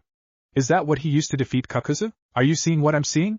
Lucy asked as she covered her ears. How is he still fighting after all of that? Gray muttered. He reduced the amount of demonic power he was using while pushing its regenerative abilities to their limits in order to restore his body to fighting condition, Urza replied. Though I have to admit, I have never seen him use that spell before today. Poorly Yusuke told me about it, Makarov explained. She said that when she found him, his right arm was gravely injured and said that he had used a powerful wind spell to do the same kind of damage to his enemy. She told him not to use it again because it was dangerous to its user, even more so than that demonic power he has. Then shouldn't we stop this? Natsu asked the question. No, Elfman was the one who answered. This is his choice as a man. He knows the risks, and has made his own decision. I'll end it with this. Naruto yelled as he and his clones charged at the large red spirit wind god. Nothing can penetrate the Yata no Kagami, Itachi said clearly as he swung with the Tatsuka no Tsurugi, and struck down the two clones. Futon, Raisin Shuriken! Naruto exclaimed as he slammed the spinning chakra shuriken into the spiritual shield. It slashed and cut into it until finally with the resounding echo of shattering glass, the Yata no Kagami broke apart. Even with my Sharingan I can't keep count of the number of wind blades that jutsu has, Itachi thought as he pulled back and threw himself out of Susanoo just as it was consumed in a large spinning ball of wind and power, shredding it to pieces. A jutsu capable to penetrating even Susanoo, even Sasuke didn't have that kind of a jutsu at his disposal. Damn it, Naruto grunted as he fell to the ground a few feet away and the wind ball exploded, sending water cascading everywhere. My arm, he winced in pain as he clutched his bleeding right arm with his left. Impressive Naruto-kun, most impressive, Itachi praised as he steadied his breathing. I think we're both at our limit. You cannot use the Kyuubi's chakra anymore. Your right arm is badly hurt, and now you can't make hand seals for jutsu. I still have my other arm. Naruto yelled as he lifted his left hand and channeled chakra into the palm to creating a familiar spinning blue chakra sphere. That jutsu again? Itachi thought as he quickly formed a series of hand seal and channeled the last of his chakra into his right hand, encasing it in sparklingly blue electricity. The two ran at each atop the water and threw out their respective jutsu. Rasengan, Chidori, Kori no Zokiai Meiho, Purizen. Gray called out as twin cages of ice formed around the two battling ninja. Even so, the jutsu the two had used punched clean through the side of the ice cages. Are you both finished? Makarov questioned as he stood atop Naruto's floating ice prison. Master? Naruto asked. I think that's quite enough, Naruto, Makarov told him before looking towards the other ice cage. I'm sure there is quite the story behind this. Itachi nodded as he examined his icy prison. I trust that there won't be any more fights like this, will there? Makarov phrased it like a question, but both knew that it was anything but. I will not continue to fight, Itachi answered after a moment of silence. You've got a lot to answer for, Itachi, Naruto said with a glare. Chapter 6, Calm Before the Storm. Earthland, Magnolia/Fairy Tale Guild. I was speaking the truth before, Naruto-kun, Itachi began as he lay in one of the guild's infirmary beds. I died in battle against Sasuke and then woke up here, in this world. So Sasuke finally kicked your ass. Naruto chuckled lightly as his right arm clung to his side in a cast. Yes, Itachi nodded slowly. I imagine he is on his way back to Konoha right now in order to re-establish the Uchiha clan. After everything you've done, Naruto said as he clenched his left fist in barely suppressed anger. You tortured Sasuke, came after me and killed Gaara. I can't forgive you for any of that even if Gaara was resurrected by Chiyoabuken. I do not expect you to, Itachi responded. But either way my goal is completed now, all that remains is for me to die. Well, too bad, Naruto shot back. Because you're going to live with what you've done for the rest of your natural life. We can offer you a place in Fairy Tale, Makarov spoke up from one of the nearby beds. Are you kidding, old man? Naruto asked the aged guild master. This guy wiped out almost his whole family in one night, and tortured his own brother. All the more reason to have him as an ally instead of an enemy, Makarov replied. Welcome to Fairy Tale, Itachi Uchiha. Earthland, Magnolia/Marketplace. Why are we doing this again? Naruto asked as Mirajane dragged him through the busy street. You needed new clothes and a sense of fashion, Mira replied surprisingly blunt. That's harsh, Naruto pouted as she pulled him into a store. But why did you volunteer to help me? I wanted to ask you something, Mira said quietly as she dragged him towards the men's section. It's about that fight the other day when you used that demonic power of yours. What about it? Naruto asked guarded. He never did like talking about the Kyuubi to others, which was natural considering how much trouble it had caused him during his childhood. 2 years ago my siblings and I fought a monster. My brother tried to take it over and he succeeded mostly. He lost himself to the beast within and Mira trailed off sadly. He hurt someone, Naruto finished knowingly. Our little sister, Mira confirmed.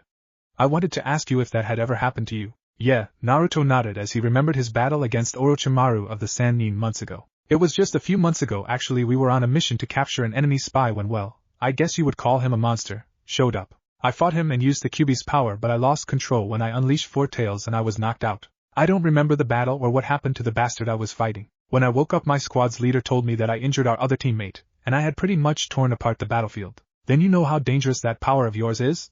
Mira asked him. I saw the aftermath, Naruto replied. I just want to protect those precious to me no matter how much pain it causes me. Neither of them said anything after that, and instead just started picking out different clothes for Naruto to try on. By the end of it, Naruto was wearing a black, high-collar jacket with a zipper, and over that was another jacket. This one was unzipped and white, with several black block designs and a gray hem on the end of each sleeve. This jacket's collar was red and pleated and folded back. He also wore two colored pants. The legs of his pants were beige with several of what looked like buttons on the hem that appeared to attach the legs to the rest of the cloth, which were dark colored. His shoes were colored in shades of gray and black, and had red straps in place of laces. Finally, he wore a wristband with a black and white checkerboard pattern on his left wrist. Why is there no orange? Naruto asked after they were done. Trust me when I say you look a lot better in that, Mira smiled back. But I like orange. Earthland, Magnolia/Outskirts. A week later, after his arm had completely healed from the self-inflicted damage he had caused, he had traveled out into the fields around Magnolia in order to make contact with his homeworld again. Kuchiyos no Jutsu, Naruto exclaimed as he slapped his hand down on the ground and the human-sized toad known as Gamakichi appeared in a poof of smoke. Bro! We've been waiting for you to summon us all week. What happened? The toad questioned. It's a long story, Naruto sighed and shook his head. Anyway, I just summoned you to deliver an update to Tsunade-Abakin and Erosenin. Oh man, you don't know, Gamakichi spoke with a subdued voice. I don't know what? Naruto inquired. Perhaps it would be better if you hear it from the elders, Gamakichi suggested. What the he? Naruto started. Just summon the elders already. Gamakichi yelled at him. Okay. Naruto nodded, confused, quickly formed the hand seals for another summoning. Kuchiyos no Jutsu, he exclaimed as he slapped his hand down on the ground once again. A moment later, both Fukasaku and Shima appeared in poofs of smoke. Yo, he waved in greeting. Naruto boy, Fukasaku said in surprise and some sadness. What's wrong, geezer toad? Naruto asked, confused. There's no easy way to say this, so I'll be blunt, Fukasaku started. Jiraiya boy has been killed in battle. What? Naruto stammered, not believing his ears. A week ago, when we lost contact with you, Jiraiya boy located the whereabouts of the Akatsuki leader, which turned out to be Amigekyo no Sato. He infiltrated the village and encountered the leader of the Akatsuki, a man whom called himself Pain. The battle was long and Pain appeared to be not just one man but 6 different people. Jiraiya boy was outnumbered and eventually overwhelmed. He was struck down after engraving this message on my back, Fukasaku explained and removed his coat to show a series of numbers on his back. Erosenin is dead? Naruto asked as his fists clenched in anger and sadness at his sides. Yes, Fukasaku nodded sadly. That's not all. 2 days later, Pain launched a direct attack on Konoha in the hopes of locating you. He attacked Konoha? What happened? Naruto questioned with mounting horror. When we arrived it was already too late, Fukasaku replied. Konoha has been completely destroyed. All that remains is a crater where the village used to be. This can't be happening. Naruto shook his head in denial. There were survivors, Fukasaku continued. But Pain has a Dijutsu called the Rinnegan, the Dijutsu wielded by the Rikudo Sennin, the first shinobi. Against something like that even Konoha never stood a chance. Damn it, Naruto gritted out. Calm yourself, Naruto-kun, a new voice spoke from behind him. Getting angry won't solve anything here. It was Itachi. Then what do you suggest? Naruto demanded. Learn Leader Sama wields the Rinnegan, Itachi said clearly. 3 years ago both Kisame and I opted against facing Jiraiya-sama directly because I thought that the best we could accomplish was our mutual destruction. If Pain has indeed killed Jiraiya-sama, then I doubt even at my best that I could defeat him in one-on-one combat with any real hope of victory. As you are now, I am sorry to say that you really don't stand a chance. A member of the Akatsuki? Here? Shima asked in surprise. It's a long story, Naruto replied. Anyway, let's go and kick this Pain guy's ass already. Unfortunately, I have to agree with him, Fukasaku responded as he gestured towards Itachi. There is no way you can hope to defeat Pain as you are now. Then what am I supposed to do? Naruto demanded. I can't just sit around here and wait, while that bastard is running around like this. You can come with me, Fukasaku offered. I'll train you personally in Senjutsu at Myobokuzen and hammer it into you the same way I did to Jiraiya boy. Will it give me power to beat Pain? Naruto asked him. I can't guarantee, Fukasaku replied. But right now you really don't stand a chance at all. Then let's go. Earthland, Magnolia/Fairy Tail Guild. What do you mean you're leaving? Natsu yelled, catching the attention of everyone in the guild. I'm just leaving for a little while to train, Naruto explained. I'm not sure when I'll be back, so keep a chair warm for me. But Loki got us all tickets to the Akane resort, Lucy spoke up. Urza is already packed. Then Itachi can have my ticket, Naruto shrugged and turned away. Maybe a vacation will mellow him out. Hey wait a minute, Natsu started only to feel a hand on his shoulder. Just leave him be, Itachi said with a sigh. He's going through a rough time right now and just needs time to sort out his priorities. What could have happened to change him from the cheerful Naruto from yesterday into that angry person that he is now? Urza thought as she watched the blonde boy go. Whatever it is, I hope he gets over it soon. Earthland, Akane Resort/Beach. A shinobi is someone who strikes from the shadows, Itachi thought as he stood on the sand that made up the beach and stared out at the vast blue ocean. Originally he had refused to come on this vacation but had eventually accepted when Natsu all but dragged him along. Now he stood dressed in nothing but swimming shorts, and was paying no heed to the dozens of fangirls that were following his every move. He had long since learned to ignore the stares of his fan clubs when he was still a ninja of Konoha and couldn't help but let out an irritated HN at the reminder of those days. Why aren't you playing with the others? This is supposed to be a vacation, you know? Urza asked from her sitting position atop her blanket. I've never done something like this before, Itachi answered honestly. I know the real reason that Makarov-sama offered me a position in Fairy Tail, and the real reason Naruto-kun sent me with you in his place. Since either of them were around to watch me, they wanted you all to keep an eye on me just in case I tried something foolish. When did you know? Urza asked, not denying it. When Naruto-kun left for his training trip, Itachi replied simply. Why does he even need to train? He seemed pretty strong to me, Urza inquired. It is for him to say, Itachi responded. I have no right to tell you. He's clearly hurting, Urza said clearly. I can see it in his eyes. Very well, Itachi conceded. We received word that his home village was attacked and destroyed by a single man. This same man has murdered Naruto-kun's former master, and most likely has killed his grandmother too. He wants revenge, Urza whispered and clenched her eyes shut. He really is a fool. Indeed, Itachi nodded in agreement. Nothing good will come of it, but it will make him feel better once he has his revenge. When that time comes he will truly understand what my brother has gone through, and then we can only hope that he is strong enough to push past his pain. All things considered, today was a blast, it really was, but it would have been better if Naruto was there with us, Urza thought as she lay down on one of the lounge chairs and closed her eyes. Still, Naruto, what is it about him that makes me feel this way? Urza, in this world freedom is merely an illusion. Images of a little girl with red hair, a tower under construction and dozens of slaves working to complete it filled her vision until she awoke, with a jolt. A dream I must have nodded off, she muttered and shook herself awake before heading back inside. She looked into the mirror and admired the way she had styled herself with a smile. I'm most at ease in armor after all, she chuckled as she re-equipped her standard armor on. There's no changing a girl like me. Urza, Lucy called from the doorway. They've got a casino in the basement. Want to come and check it out? Well, I'm not really fond of gambling, Urza trailed off. Natsu and Gray are already down there playing, Lucy informed. And Itachi is just outside. Dear me, Urza sighed with a smirk and re-equipped her purple dress decorated in red roses. This should work, right? Dressing casual would have been fine, Lucy replied with a sweat drop at the sight. Okay, so I thought you'd have to change the armor, but still, since I'm going it'd be an insult to the casino if I wasn't playing to win, Urza chuckled. Yeah, we're off, Lucy hollered as she walked out the door. Once in a while is fine, right? I'm allowed to have laid-back days every now and then, Urza thought as she cast one last glance in the mirror before leaving. Urza, you're amazing, Lucy exclaimed as Urza won yet again. Her luck is as good as like Naruto-kun's, Itachi thought unconcerned. It's fitting, I suppose. Time for a new dealer. A man dressed in the same attire as the staff member spoke up and exchanged places with the current dealer. Right now I feel like I can't lose no matter who I'm up against, Urza commented with a smirk. Hell yeah, Lucy agreed. If that's the case, why don't we enjoy a special game? Except we won't be betting with coins, the new dealer offered. Something is wrong here, Itachi thought and narrowed his eyes as the dealer placed 5 cards down on the table. They were face up and together they spelt the word death, causing Urza to look up in confusion. Let's bet with our lives, the dealer smirked. Urza-san, sister? Itachi's eyes darkened as his sharingan swirled into existence. Sho Urza trailed off in shock. It's been a while, Nei-san, Sho smiled back darkly. What's going on? Lucy asked but received no answer. You were safe? Urza said in relief. Safe? Sho sneered back. I know I meant. Urza stumbled over her words. Guys, I've found her, Sho said with his hand brought up to his ear. Yudakata, Itachi thought as waved his left hand between the two, catching Sho in his genjutsu with just one look. A second later the whole room became pitch black, almost like all of the light had simply vanished. What the Lucy started. It's pitch black.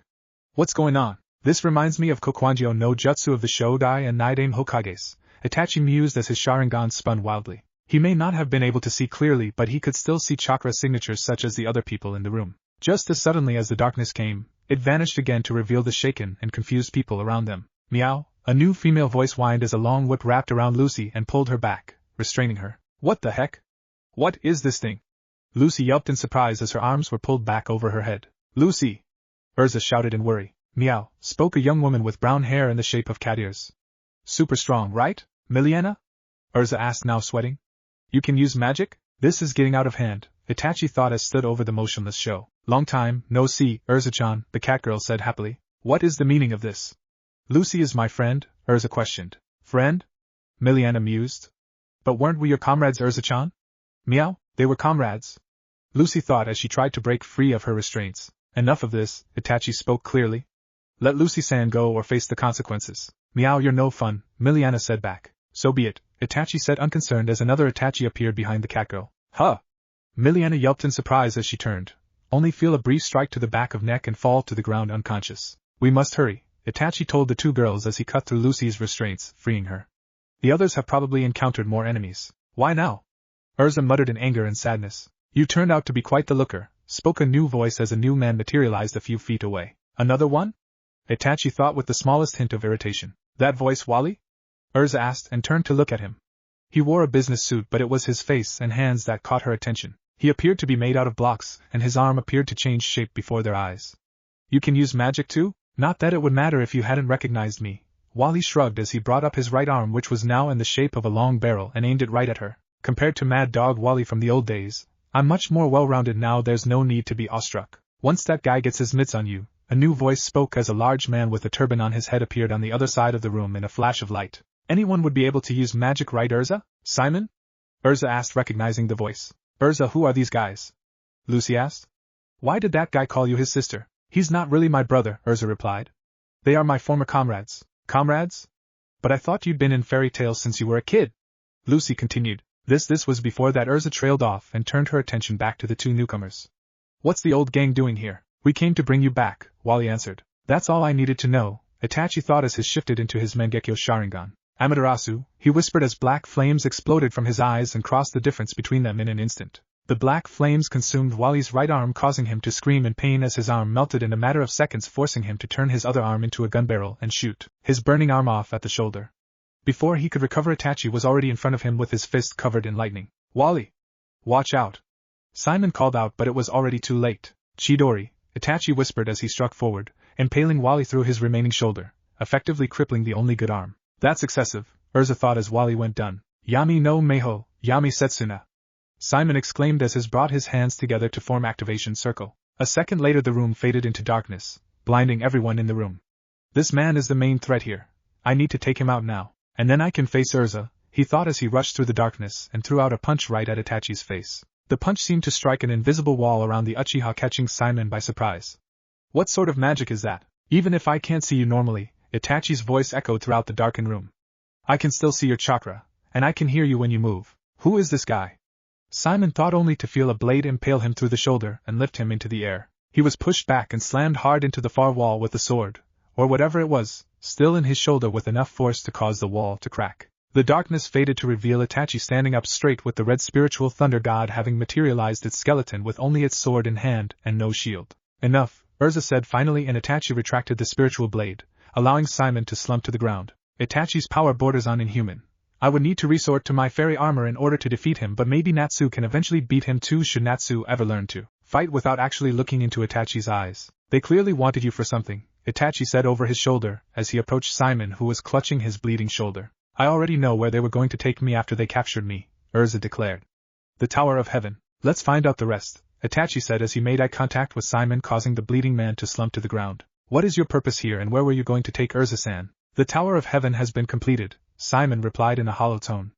Urza is to be the sacrifice for the ceremony that will accomplish Jalal's goal of using the R system. Kanso, Heido Kurosu no Yoroi, Urza whispered as she re-equipped her standard armor. I'll never forgive Jalal for changing everyone so much. I'll put a stop to him and destroy that Tower of Heaven myself, she declared. Let's go and retrieve both Natsu-san and Gray-san before we go, Itachi nodded. What about them? Lucy asked as the three turned away. Leave them, Urza said coldly. Oh, and Itachi? Yes?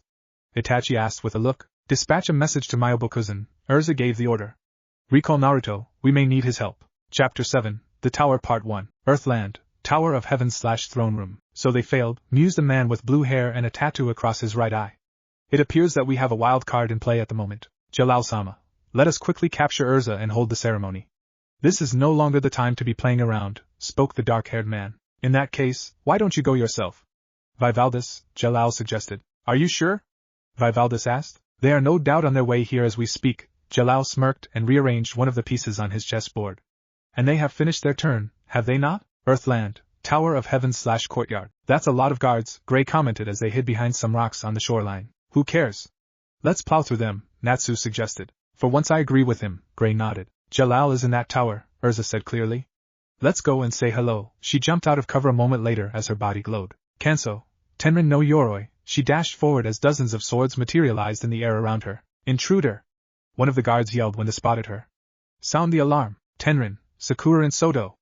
Urza exclaimed as she jumped into the air and spun the swords round her faster than the eye could see. A second later the circle of metal that was created lashed out and decimated the dozen guards in front of her. Her skills are impressive, Itachi thought as he watched her move to re-engage the enemy.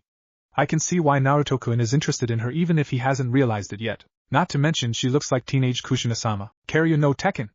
Natsu exclaimed as his fist ignited in flames, and he ran through anyone that challenged him. Kori no Zokiai Meiho, Hanma! Gray called out as dozens of ice spikes shot out of the air and Mizu no Meiho, Woda Suraisa. Juvia soon followed with a blade of water which cut through the last of the guards. That was way too easy, Urza commented. Itachi nodded in agreement. The enemy probably knows we're here now and they'll be coming shortly. Urza Lucy spoke up.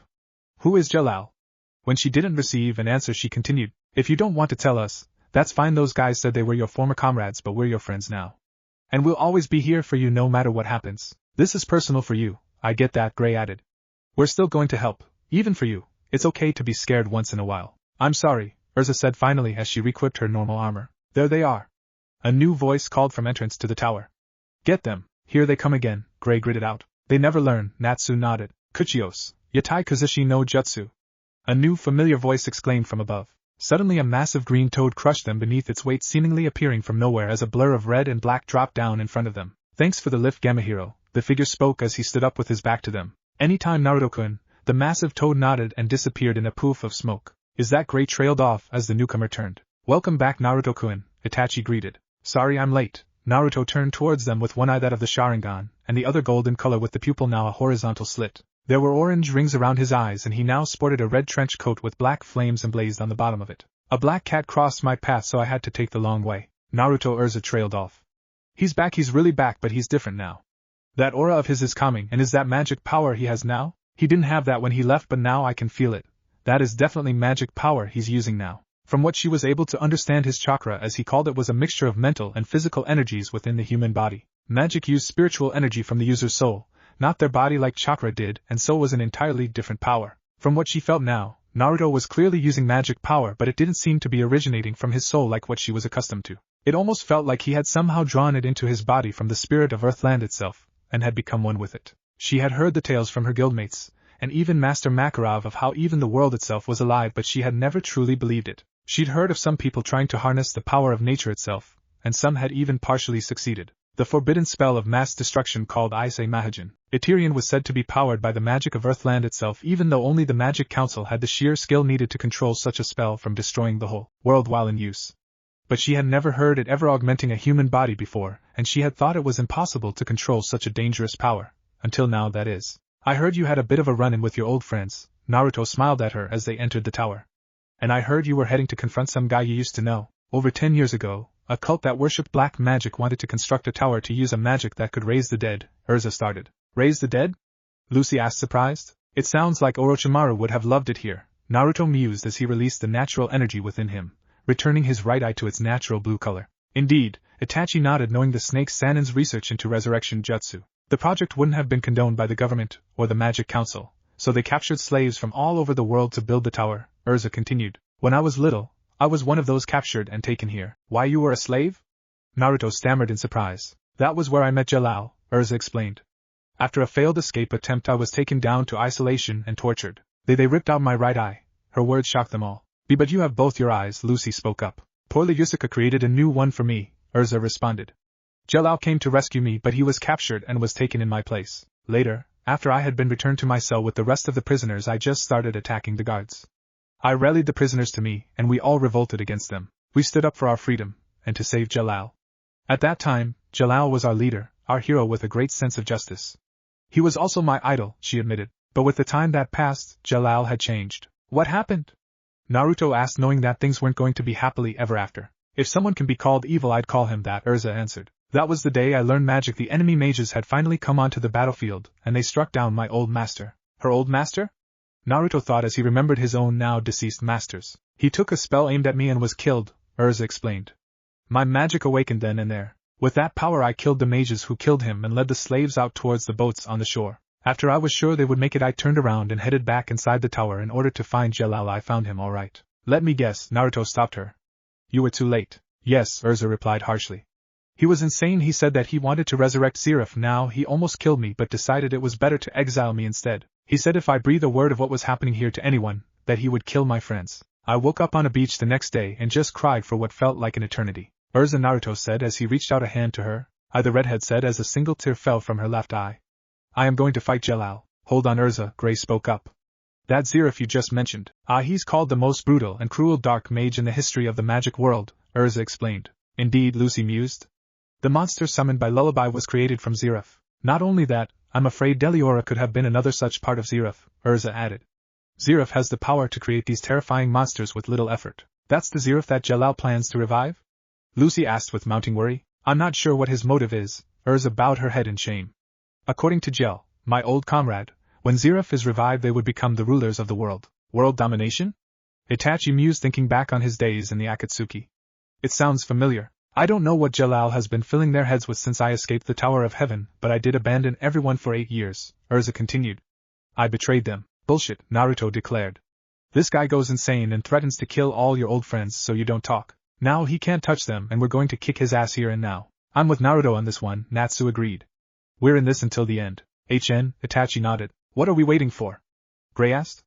An engraved invitation? Welcome everyone, spoke dozens of mouths that formed on the walls around them to their surprise. What's with these mouths?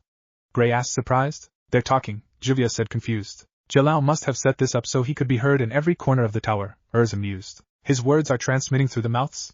Lucy asked with a shiver of disgust. I am Jalal, the one who controls this tower.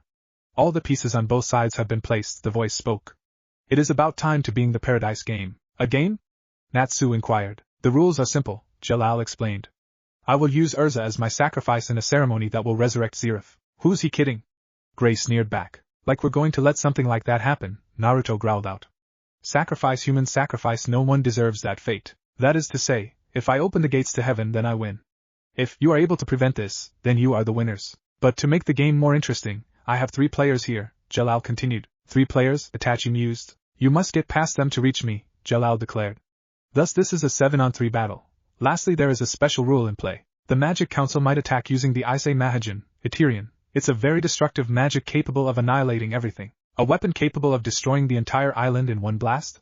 Naruto thought in surprise. He knew that the Biju could do such a thing and there were certain kinjutsu which could cause destruction on such a scale, but this sounded like something else entirely. This wasn't a jutsu which you hit an enemy with, and watch as it tears them apart. This was a long-range weapon of mass destruction designed solely to wipe the enemy from the face of existence. Such a weapon should only ever be used as a deterrent for war or at the worst, a last resort, and that seemed to be the case here. It is unknown how much time remains, Jalal continued. But when Eterian hits, everyone here will die, there will be no winner. Hence, game over. What is Jalal thinking? Lucy stammered. He might be killed too, and he calls it a game. Eterian from the council? That's impossible, because they would need a majority vote to give such an order, Urza reasoned. That's it, enjoy the game, Jalal concluded, and the mouths disappeared. He must have some kind of escape plan, Naruto suggested. Agreed, Itachi nodded. Either that or he has something planned for when Eterian fires. Alright then, Urza started. Lucy and Juvia, you two head through the door on the right, she ordered as she gestured towards the doors. Natsu and Gray, you two take the door on the left. Naruto and Itachi, you both climb up the tower from the outside. I'll take the main stairwell, let's all meet up in the throne room. Let's go, Natsu said with a grin. Earthland, Tower of Heaven/East Wing Hallway. Raisin Gan! Naruto exclaimed as he blew open the outer wall of the tower half 100 feet up. Guards, Itachi said as dozens of guards took notice and charged towards the 2 shinobi-turned mages. These guys are a real pain, Naruto groaned and formed a familiar hand seal. Kaige Bunshin no Jutsu, he called out as 10 clones popped into existence at his side and charged at the attacking guardsmen. There are just 2 of them. Stop them already. The captain of the guardsmen yelled only to freeze and fall to the floor unconscious. Genjutsu? Naruto asked his partner beside him. Itachi responded. Impressive, a new female voice commented as a woman with pink hair dressed in white robes, and wielding a sheathed katana appeared in front of them. I am called Ikaruga, greetings. Oh shit, Naruto muttered. Another Sakura-chan. Excuse me? Ikaruga asked, curious. Never mind, Naruto shook it off. Listen, you wouldn't mind just stepping aside, would you? I'm afraid not, Ikaruga replied, amused. I didn't think so, Naruto sighed. Itachi, you go on ahead, I'll catch up in a minute. Are you sure? Itachi asked. Yeah, Naruto nodded.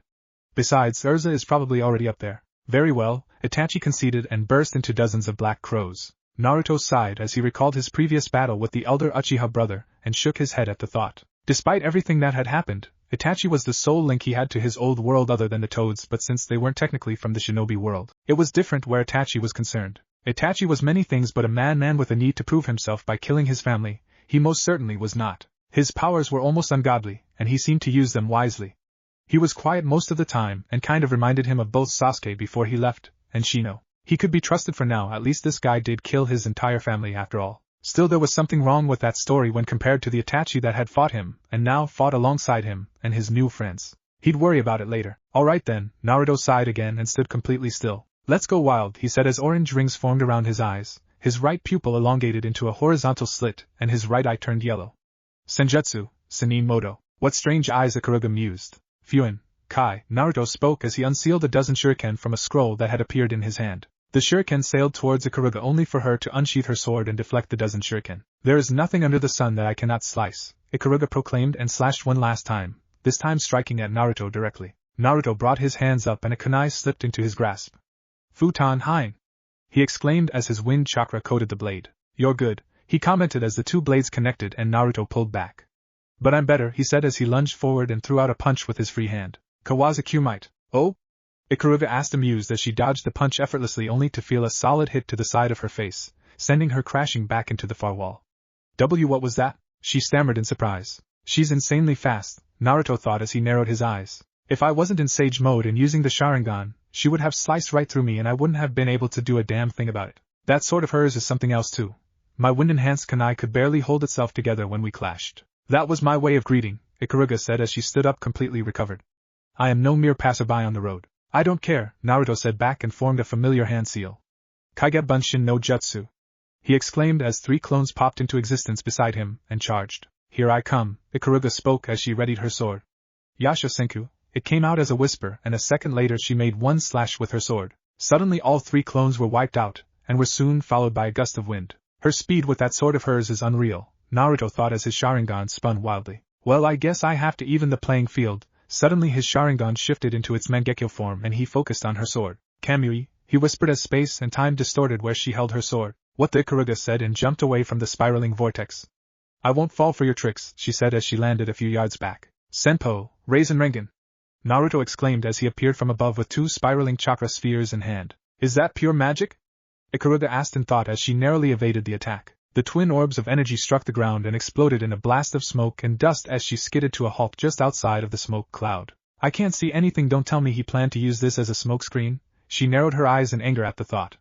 Karuren! She bellowed as she unleashed a blast of fire from her blade with one single slash, blowing away out the smoke and leaving a trail of destruction through the hall. She's too good, Naruto thought as the smoke cleared. It looks like I can't afford to hold back, he sighed and formed a hand seal. Kagebunshin no Jutsu. 2 clones instantly popped into existence at his side and started charging a familiar blue chakra sphere in his hand. Another magic ball? No matter what weapon you wield, it cannot stand up to my blade surrender, Ikaruga spoke clearly. This isn't meant to break your sword, Naruto explained as white wind blades formed around the chakra ball and a bell-like screech filled the air. It's just meant to defeat you, he yelled as he lunged at her. Foolish, Ikaruga said as she readied her sword. Futon, Rasengan! Naruto exclaimed as the spiraling chakra sphere connected with Ikaruga's sword. Her eyes widened as the energy ball drilled into her blade and broke through. She was blown back upon contact with the chakra sphere and slammed into the far wall with an echoing explosion. He looked where his opponent had crashed. She sat motionless against the dented wall breathing heavily, but she was clearly still alive. We're done here, he said and turned away. Wait, she stammered as she looked up.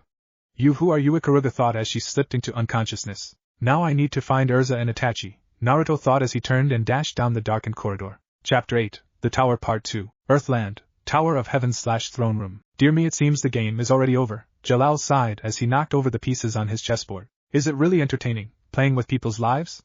Urza demanded as she stepped out of the doorway. Oh, but of course, Jalal answered. Life and death are the very basis of all things, they intensify every emotion. Or to put it a rather different way, there is nothing quite as dull as life. It has been a while, Urza. Urza trailed off when he turned and she saw his face. You could have simply fled this place at any time, Jalal told her. Why did you choose not to do so? I need to free all of my former comrades, Urza replied. Not that I care, Jalal countered. I no longer have any use for them, not with the Tower of Heaven complete. Even if it were to be destroyed only 10 minutes from now? Urza questioned. You are referring to Tyrion?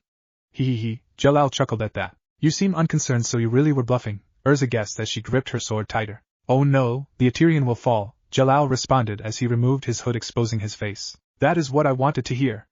Urza shouted as she raised her sword. 10 minutes.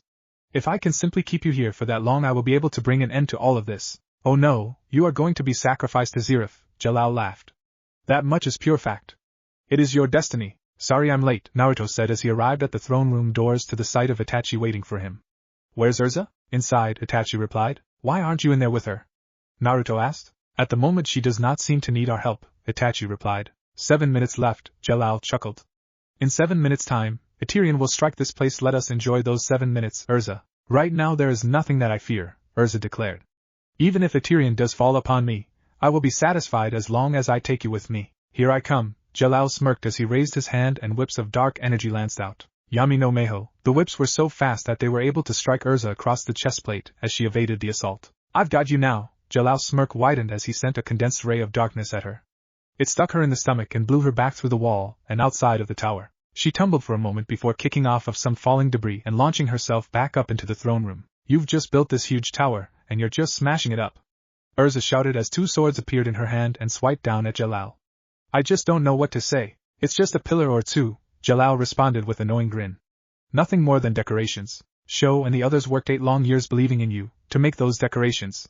Urza yelled in anger as she slashed away at him. Oh, don't play your little word games with me, Jalal shot back as he evaded each strike. What's important here is the R system. That's what those 8 years were for, and now it is finally complete. He laughed as he hurled a volley of darkness at her, binding her. Enough! Urza screamed and with one single slash, wiped away the darkness that had assaulted her. This ends now, she called out as she appeared in front of him and slashed with the back of her katana. You're telling me this is the same Urza? Jalal thought in shock as she slashed him across the chest with one swift move and then pinned him to the ground. Damn, what are you really after? Urza demanded as she looked down at him. You haven't completed the R system at all, have you? Don't think I've been doing nothing for those 8 years. I've done my research on R systems. Sure, you've constructed the building itself perfectly, in accordance with the blueprints from back then. But you're still missing one basic thing to actually complete the R system. I already told you, Jalal strained. The sacrifice will be you. I mean something more basic than that, Urza continued. The thing you're lacking here is magic. To activate a magic spell of this scale requires a total of 2,700,000,000 ideas of sheer magic power. We're talking about the kind of magic you might not even be able to achieve by gathering all the mages on the continent. It is utterly impossible for a single human to gather up all of that magic and store it in this tower. And that's not the only thing. You are perfectly aware of the Council's intents to destroy this place, yet you make not a single move to run. What exactly are you planning? I think you've already realized what he has planned, a new voice spoke from the entrance. The sheer amount of energy needed for such a technique is inhuman. Only the Biju are capable of generating the amount of power needed. Not quite, Urza said as she stood up and stepped away. There is one other source of energy great enough to power a spell of this scale, the magic of the world itself. The world itself? Itachi asked with a raised eyebrow. The energy Naruto was able to gather from the world around him, Urza replied and turned to the blonde sage. You mean natural energy? Naruto asked and she nodded. But I'm only able to use a small amount of it. The magic of a world is theoretically limitless, Urza explained. You figured it out?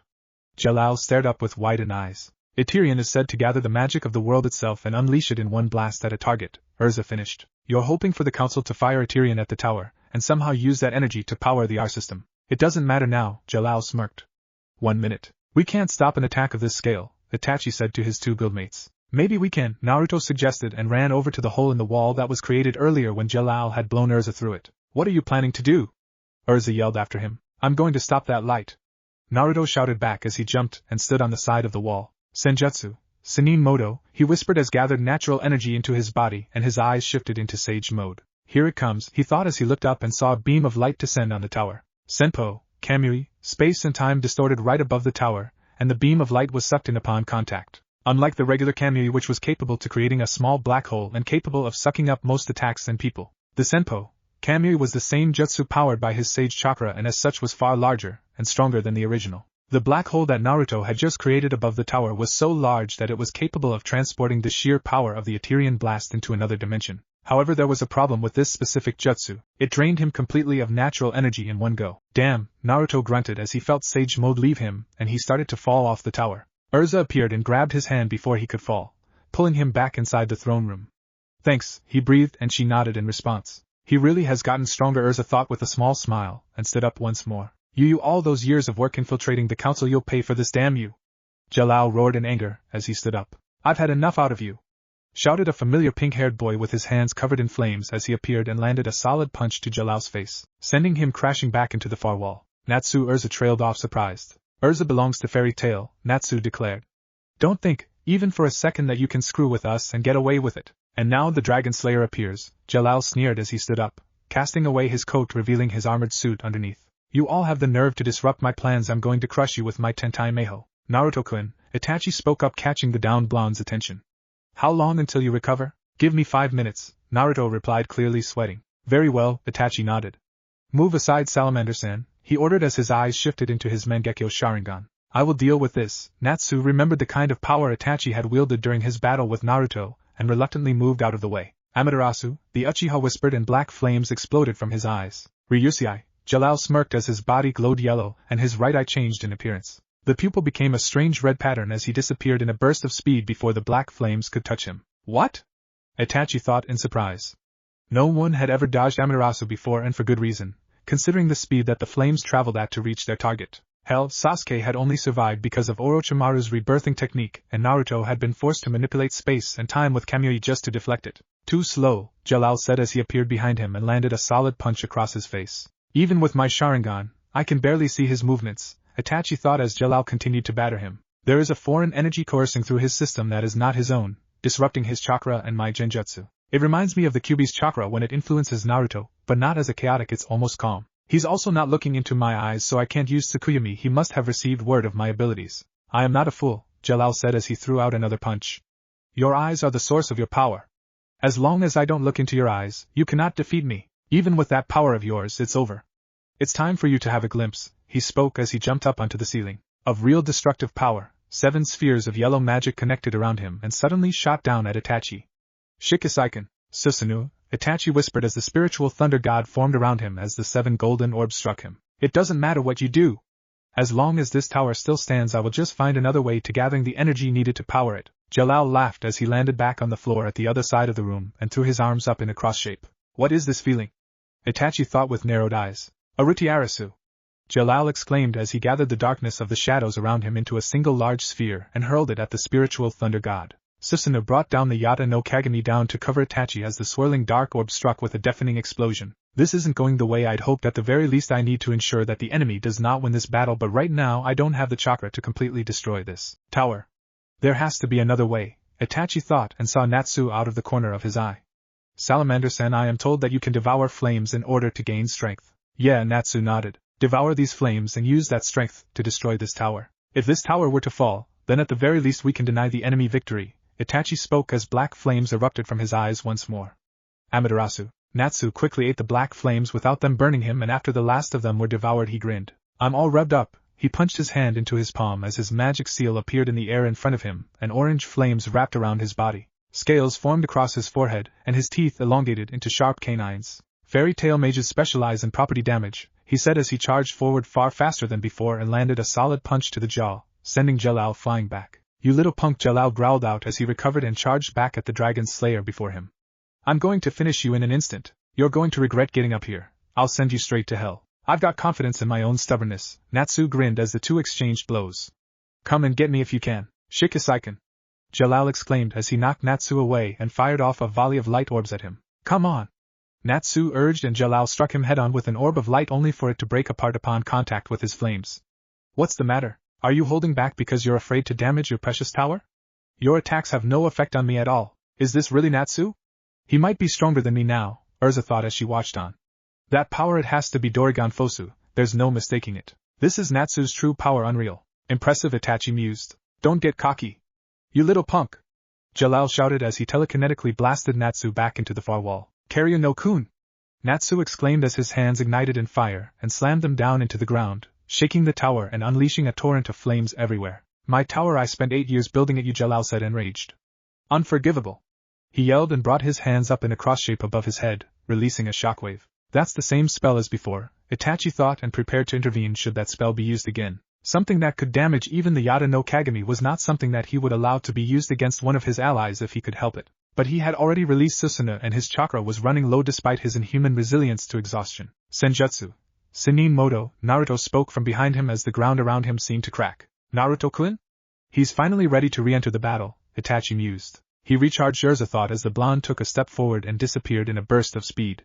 What inhuman speed? You again? Jalal sneered as he finished gathering darkness from the shadows around the destroyed.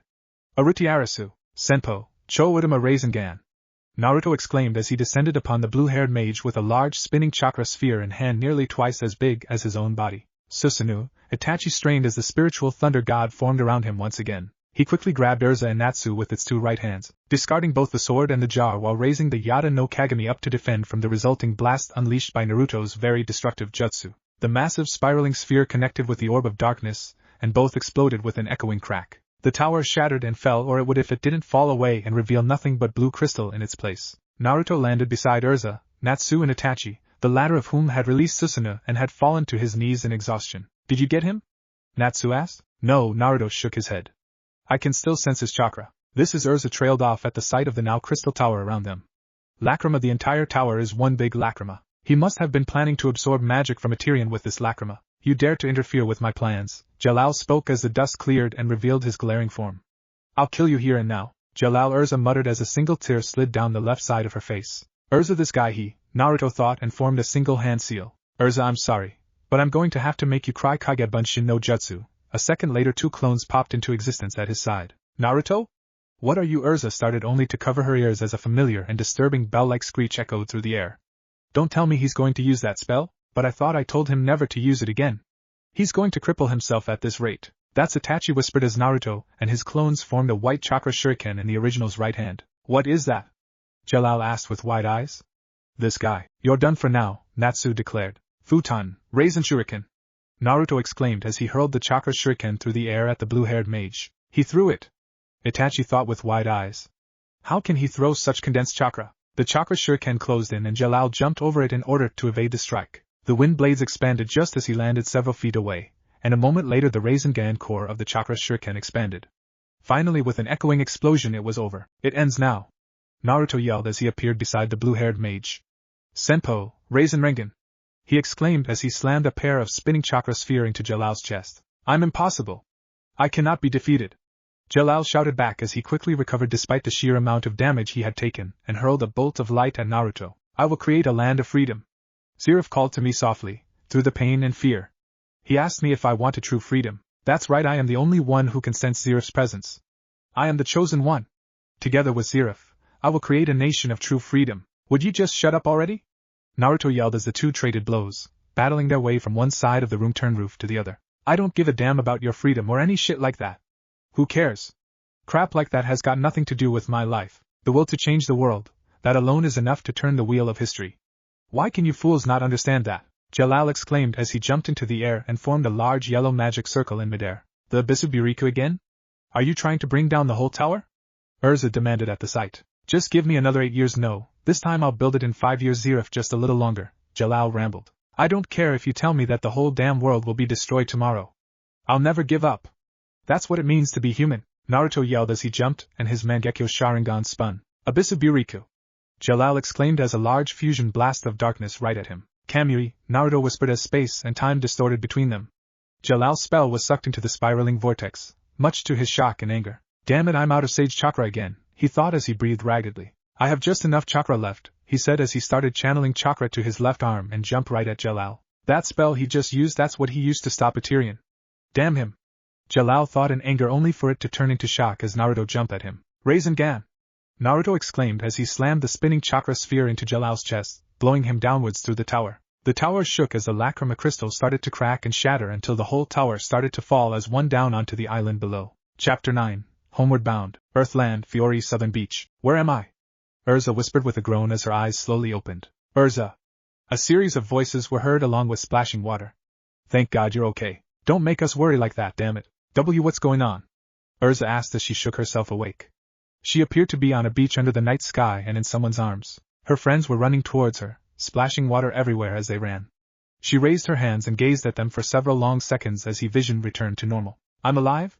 She looked up at the one who was holding her bridal style in his arms. We all are, Naruto replied as he looked down at her with a small smile. It's over. Jalal Urza trailed off. I don't know if he survived or not, Naruto answered her unasked question as he dropped to his knees with her still in his arms. You really cared about him, but sometimes you just can't save everyone. The only option people like us have is to move forward and never give up, even at the end. You're right, Urza smiled sadly.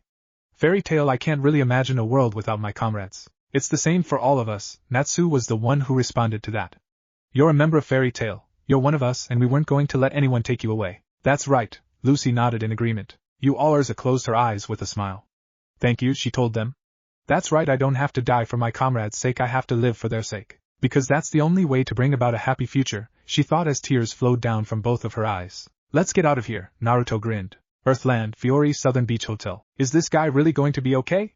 Gray asked as he looked at the bedridden Natsu wrapped in bandages. Yeah, seriously, he's been sleeping for 3 days now, Lucy added. Natsu!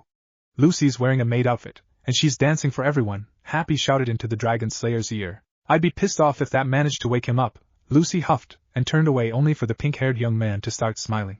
No grinning in your sleep. Oh, just let him rest a little longer, Urza spoke up from the desk on the other side of the room. Not that it could have been helped under the circumstances, Itachi mused. I took a gamble when I allowed him to devour the black flames of Amaterasu by all rights.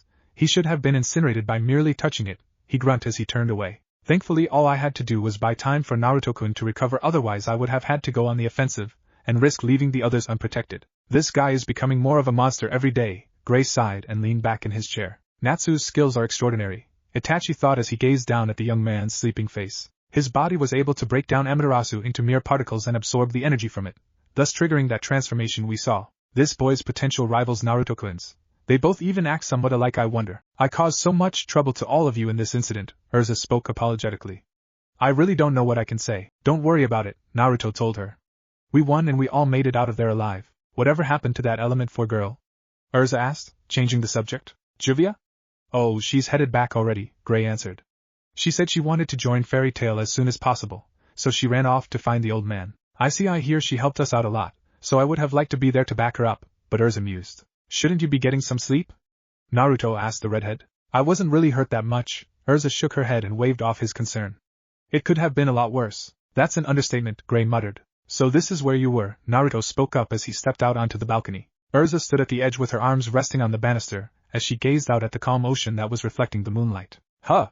Oh, it's you, Naruto, Urza said over her shoulder as he approached. Are you alright?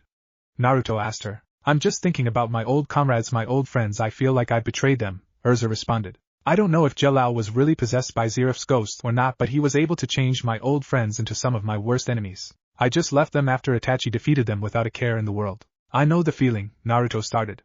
Before I came here I was being hunted by a group of S-class criminals called the Akatsuki who wanted to harness the demonic power I have. I heard that your home was destroyed, Urza said a little subdued. Itachi told you that? Naruto asked before shaking his head. Of course he did, he used to be one of them, a member of the Akatsuki before he was brought here. So Naruto and Itachi really were enemies, Urza thought in confirmation. I could have gone back and defended my home, but the leader of the village, the Hokage, ordered me to remain here out of the Akatsuki's reach, Naruto continued. That didn't work out as well as we'd hoped. My old sensei infiltrated the Akatsuki's home village and was killed by their leader. With Erosenin dead, they knew Konoha couldn't protect me, and as soon as the Akatsuki realized that they couldn't find me, they launched a direct attack on Konoha. The whole village was destroyed in one day, and I wasn't there to do a damn thing about it. I'm sorry, Urza whispered. It seems we all have our problems. Yeah, Naruto nodded sadly. Itachi's little brother was my best friend and he betrayed us 4 years ago. I promised the girl I liked that I would bring him back to her, but in the end I failed. I've always failed. No matter how far I go or how hard I try, it never seems to be enough. Have you given up? Urza asked him. I'll never give up, Naruto replied. There is nothing more I can do about my home or the people that died for me, but I'm not just going to let the Akatsuki take me. Konoha is my past, Fairy Tail is my future, unlike my old friend Sasuke. I'll keep moving forward and never look back at what could have been. Keep moving forward, huh? Urza smiled at that. Shows Simon Wali Miliana Jalal, I'll keep moving forward. I forgive you all and I'm sorry for everything. Let's go back inside and get some sleep, Naruto suggested as he turned back towards the door. Naruto, wait, Urza said quickly, stopping him. What is it? Naruto asked as he turned half towards her. Thank you, Urza smiled and hugged, catching him by surprise. Huh? Naruto thought, unable to comprehend what she was doing. He'd seen others hug before but had never actually experienced it himself before. You're welcome? It came out as a question even as he slipped his arms around her and hugged her back. Neither of them said a word as they broke apart and went their separate ways. Earthland, Magnolia/Fairy Tail Guild. What the fuck? Naruto's voice echoed as they all stood in front of the newly completed Fairy Tail Guild. Is anyone else seeing this? The new guild was far larger than the one that was destroyed during the war with Phantom Lord several months ago. This is great, trailed off. That was a shock, Urza commented. They actually finished it? Natsu exclaimed in surprise. Itachi grunted. It looks like a castle, Lucy mused at the sight. Hey, Mira Jane greeted them with a wave from the entrance. Welcome back to Fairy Tail. It's totally different from before, Natsu said. We did rebuild it from scratch, Mira Jane responded. We've got an open-air cafe now along with a souvenir shop that sells Fairy Tail t-shirts, wristbands, mugs and towels. We even have lacrima crystals for sale, though they are pretty pricey. As she and the others continued towards the gift shop, Itachi hung back with Naruto. Naruto, Itachi spoke up, catching his attention. Who is she, Mira-chan? Naruto asked.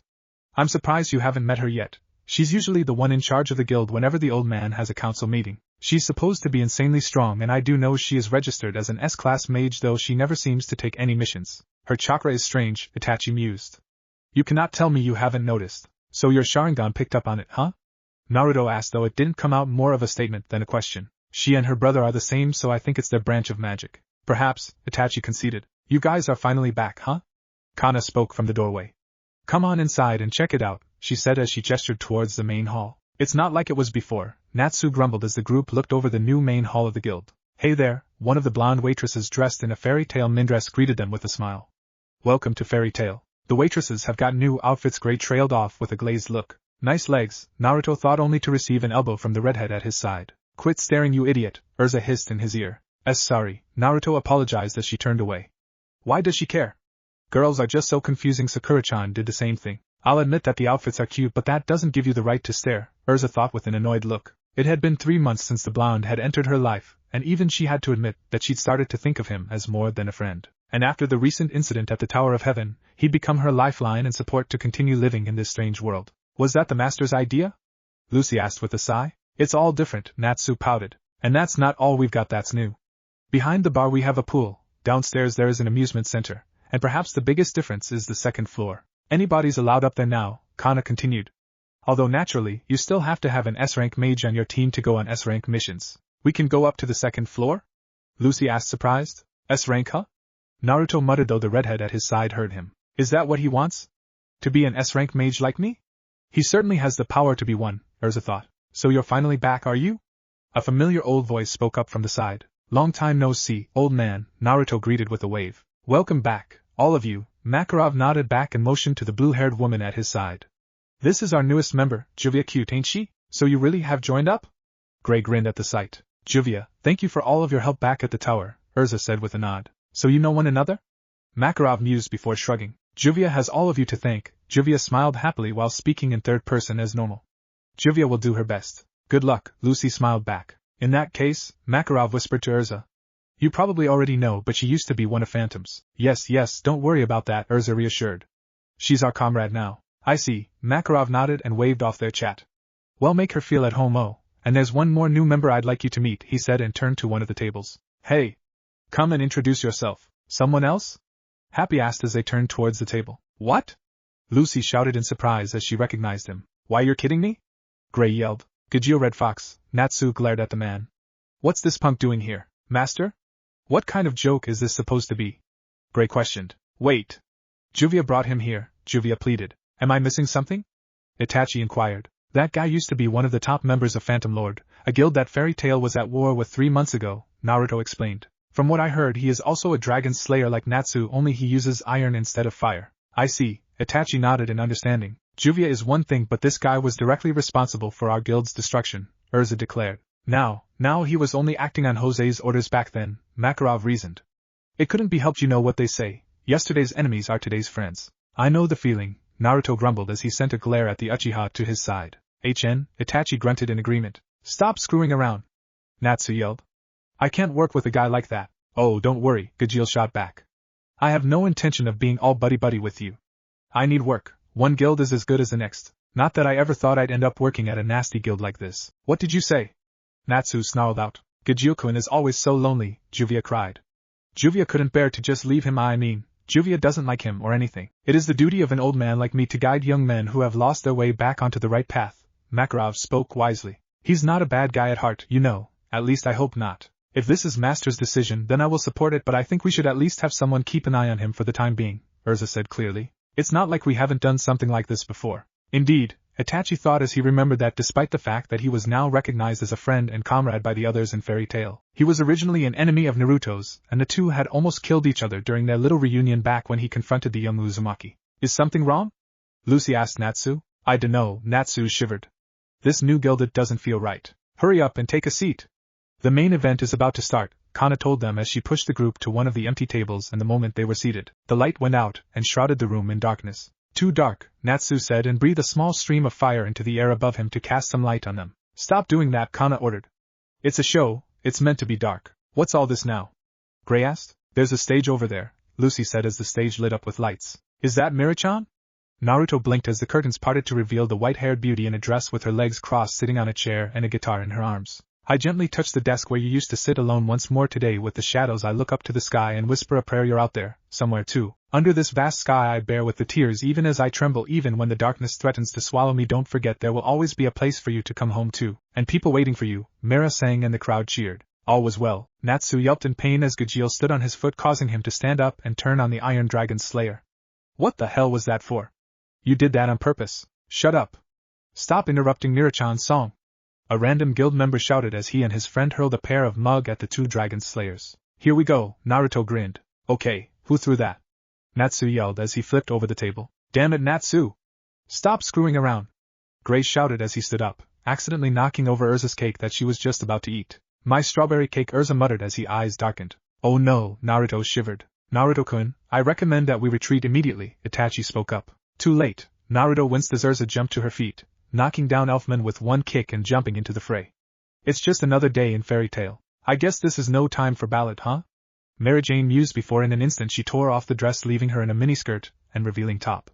Let's rock this house then. This place hasn't changed a bit, Lucy commented as she took cover. But then I guess that's what makes it Fairy Tail. Why couldn't they just bottled it up for one day?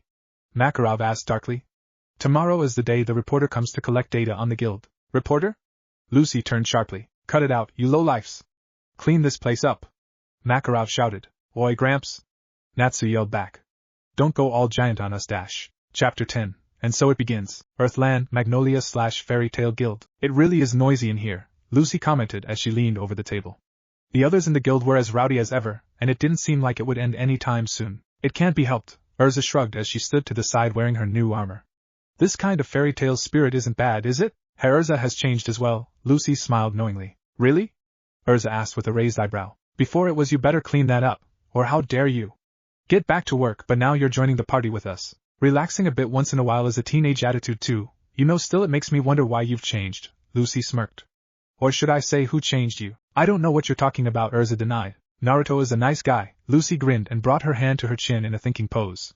I wonder if I should go out with him sometime. That is not going to happen, Urza said clearly. Oh? And why is that? Lucy's grin widened. Because, just quit it already, Urza stammered and turned away. Why won't you just admit that you like him? Lucy asked her. It's complicated, Urza replied. He lost his home, his friends and his master in a matter of days. Then he left to train to get strong enough to avenge them, and then there was that whole mess with Jelal at the Tower of Heaven. He likes you, Lucy spoke clearly. He may not know it, and he seems to be as dense as they come, but it's clear that he would do anything for you. I know, Urza whispered in response. Oh. Titania Urza. A new unfamiliar male voice echoed from behind them. Oh my god, the real person, the real Urza is so cool. Is this the guy from the Weekly Sorcerer? He looks excited, Lucy commented with a sweat drop. You've come, Urza mused at the sight of the strange reporter. I'm sorry, the reporter Jason bowed. Please excuse me, my name is Lucy, Lucy introduced with a dazzling smile. I'm Urza's friend. If it's alright, can I ask a few questions? Jason questioned Urza as they walked away, completely ignoring Lucy's presence. Go ahead, Urza sighed. What the hell? Lucy thought in shock. How many armors do you use to re-equip? Jason inquired. More than 100, Urza answered. Cool! Jason exclaimed. Which do you like most? The bunny suit, Urza replied as she re-equipped a pair of bunny ears and a white fluffy tail on a skin-tight suit. The bunny suit? Those ears are cute, cool. Jason squealed. What the hell is going on here? Urza froze at the sound of that very familiar voice. Huh? Jason uttered as he looked over his shoulder to see a young man, probably around 16, wearing a red trench coat with black flames on the bottom of it over a black and orange jumpsuit. He had blonde hair, blue and 6 whisker-like marks on his cheeks. Oh, you're new. Is there a problem here, Urza? Naruto asked the redhead, preferring to ask her instead of the reporter.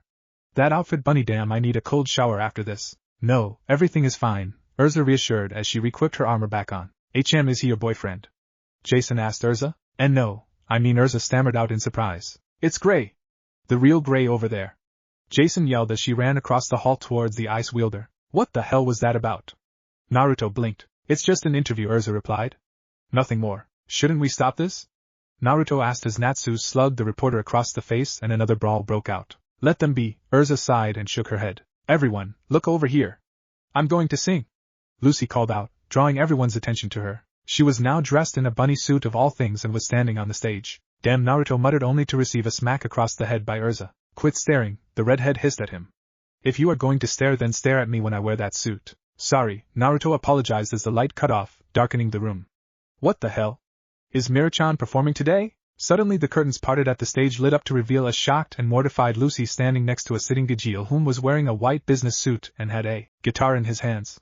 You've got to be kidding me. There aren't many things that can entertain. Gajil started to sing, though the music was a far cry from perfect. I was a stray wolf, but now that I'm accepted by you guys, then I should get closer to you. Even though we were enemies before, now we're friends. This is a song I wrote called Best Friend, so listen up. At least he's got some decent lyrics, Naruto commented. Colorful Shabdoda, the melody of the blue metallic. Do do do shalayla, shibadoda shalayla. What the fuck is this? Naruto asked with wide eyes as she covered his ears.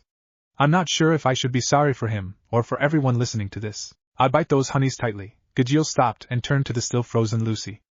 Be my dancer. Dancer? Lucy exclaimed. Dance? Gajil ordered. Yes, sir, Lucy said sharply and started to cry as she danced at his side. Shalalala, Gajil continued. Cool. The absurdity is resounding. It's the hit song of the year. Jason cheered as tears of joy started to fall from his eyes. What is that guy smoking? Naruto asked Urza, who waved away his concerns. Shibadoda, Gajil was still going. What's a Shibadoda? Lucy asked him. Someone stop this guy already. Earthland, Magnolia/Central Park. Why did you guys call me here? Gajil asked, annoyed. I've got a job to do. Job? This coming from the guy who destroyed the guild? Jet sneered at him. You can go to any other guild to take missions. Have you no shame? Droy added. You guys can hold a grudge, Gajil said, amused. Can't just let bygones be bygones, huh? Jet, Droy, don't, I'm over that, really. Levi spoke from behind the tree behind them as she remembered the incident where Gajil had attacked them and nailed them to the tree. She was currently hiding behind. This is our limit, Jet continued. You're ruining our guild's reputation, Droy declared. Humph, Gajil smirked. You won't act so casual for long.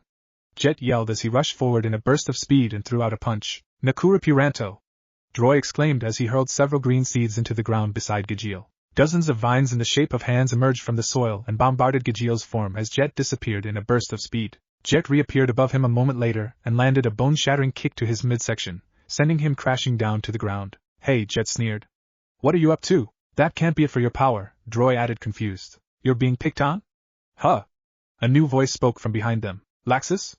Droy asked in surprise as everyone turned towards the newcomer. So this guy is the punk that turned my guild into a mess, Laxus sneered as he approached.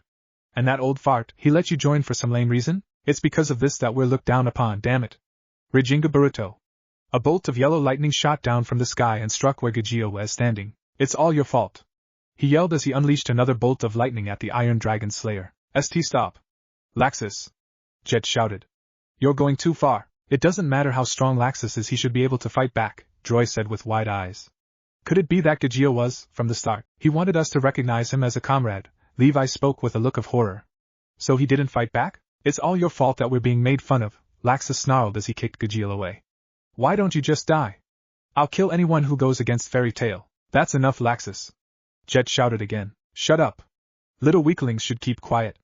Laxus yelled back as he hurled a lightning bolt at them, or more specifically at Levi. Gajil pushed himself to his feet and quickly moved in between Levi and the yellow lightning. His arm turned into an iron club and used it to shield her from the attack. Gajil? Levi asked, surprised. He protected Levi?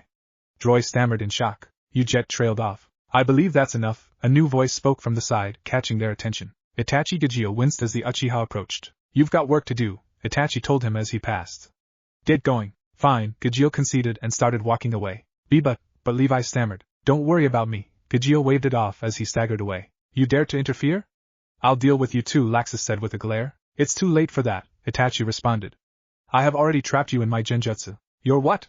Laxus questioned only to see Itachi burst into dozens of black crows. Your strength of body is impressive, however. Your strength of will has much to be desired. Itachi spoke from all around him as he felt his consciousness leave him, and he fell face first to the ground. What did you do to him? Jed asked, shocked that Laxus could be defeated so easily. He appears to have very little mental strength, Itachi replied. I merely took advantage of that. This guy, he's on a whole other level. I know we saw what he could do when he fought Naruto, but still to defeat Laxus with one move, even the master would be hard-pressed to do such a thing, Joy thought. We should leave, Itachi spoke clearly. It won't be long before he overcomes my genjutsu and breaks, so we should withdraw before he regains consciousness. Yeah, Jed agreed. Are you sure we should just leave him like this? Levi asked, worried. Itachi responded, seemingly unconcerned as he started walking away. Come on, Levi. Jet gestured for her to come out from behind the tree. Okay, Levi nodded, and the three members of Team Shadow Gear followed the lone Uchiha away from the unconscious blonde mage. Later that night, on the outskirts of Magnolia, 6 cloaked figures stood with their backs against the moonlight. All 6 had a series of black piercings covering their faces, and each one had a different style of orange hair. Their cloaks bore a distinct red cloud design, and their eyes were gray with black rings circling his pupils. It's time to begin. Chapter 11, Fairy War Part 1. Earthland, Magnolia/Fairy Tale Guild. Miss Fairy Tale Contest? Naruto asked, confused. It's a beauty contest, Gray explained. I know that Lucy and Juvia have entered, but I'm not sure who else has. We didn't have anything like this back in my old home, Naruto said as they stood in front of the stage. People of Magnolia Town. And people from nearby towns. A booming voice spoke as a Fairy Tale Guild member Naruto hadn't met stepped onto the stage. And those who especially came from the underworld. Don't forget to go back to your graves when it's over.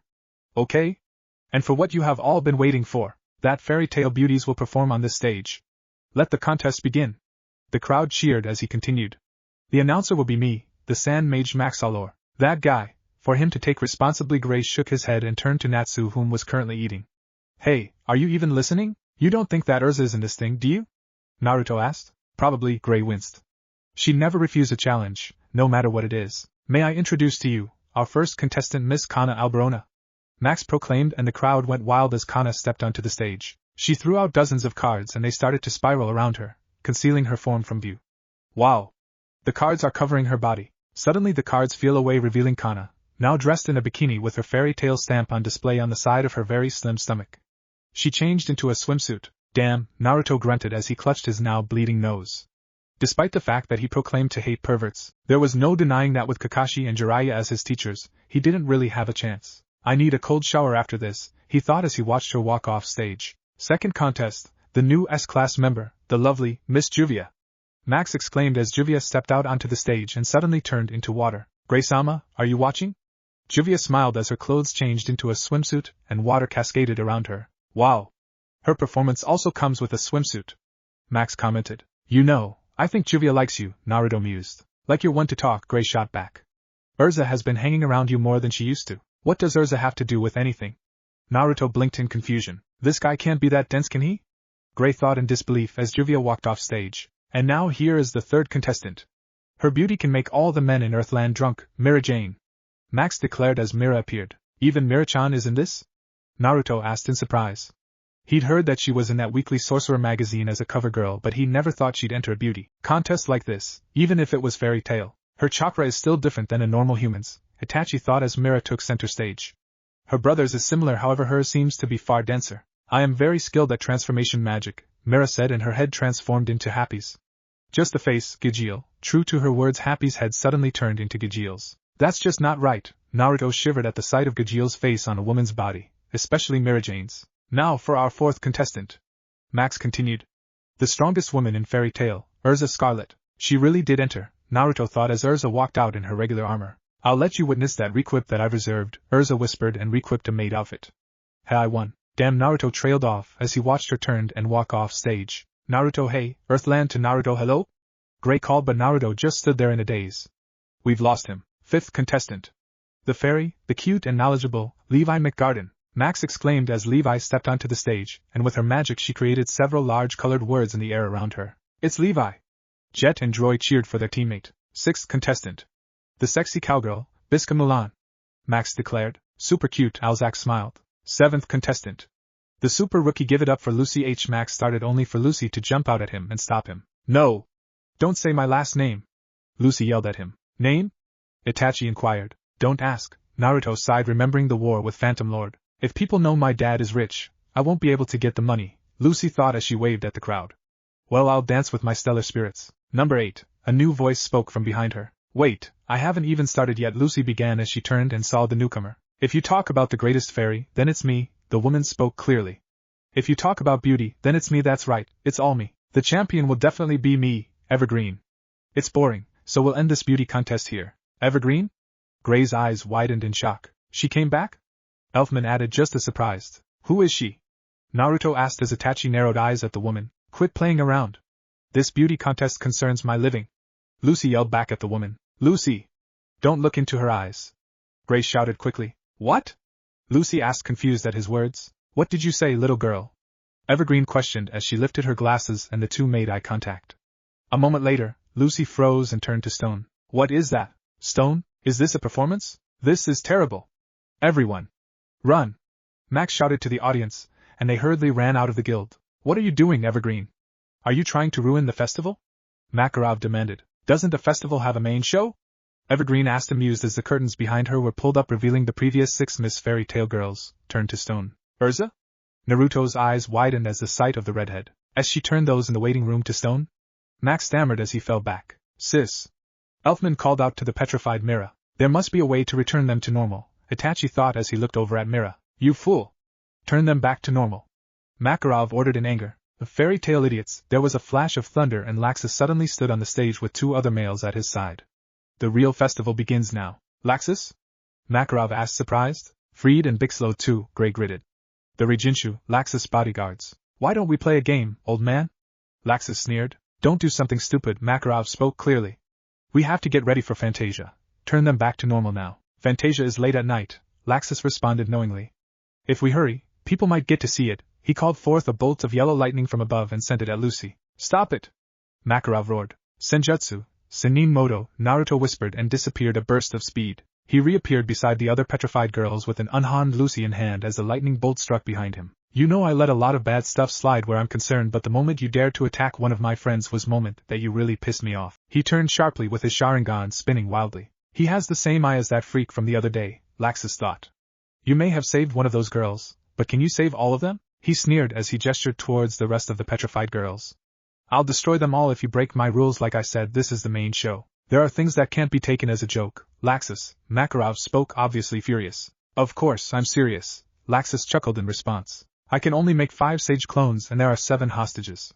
A regular shadow clone isn't fast enough to dodge one of those lightning bolts, Naruto thought quickly. What now? It's just a game, to find out who freed began. Is the strongest mage in Fairy Tale, Bixlo finished. The rules are simple, Laxus bellowed.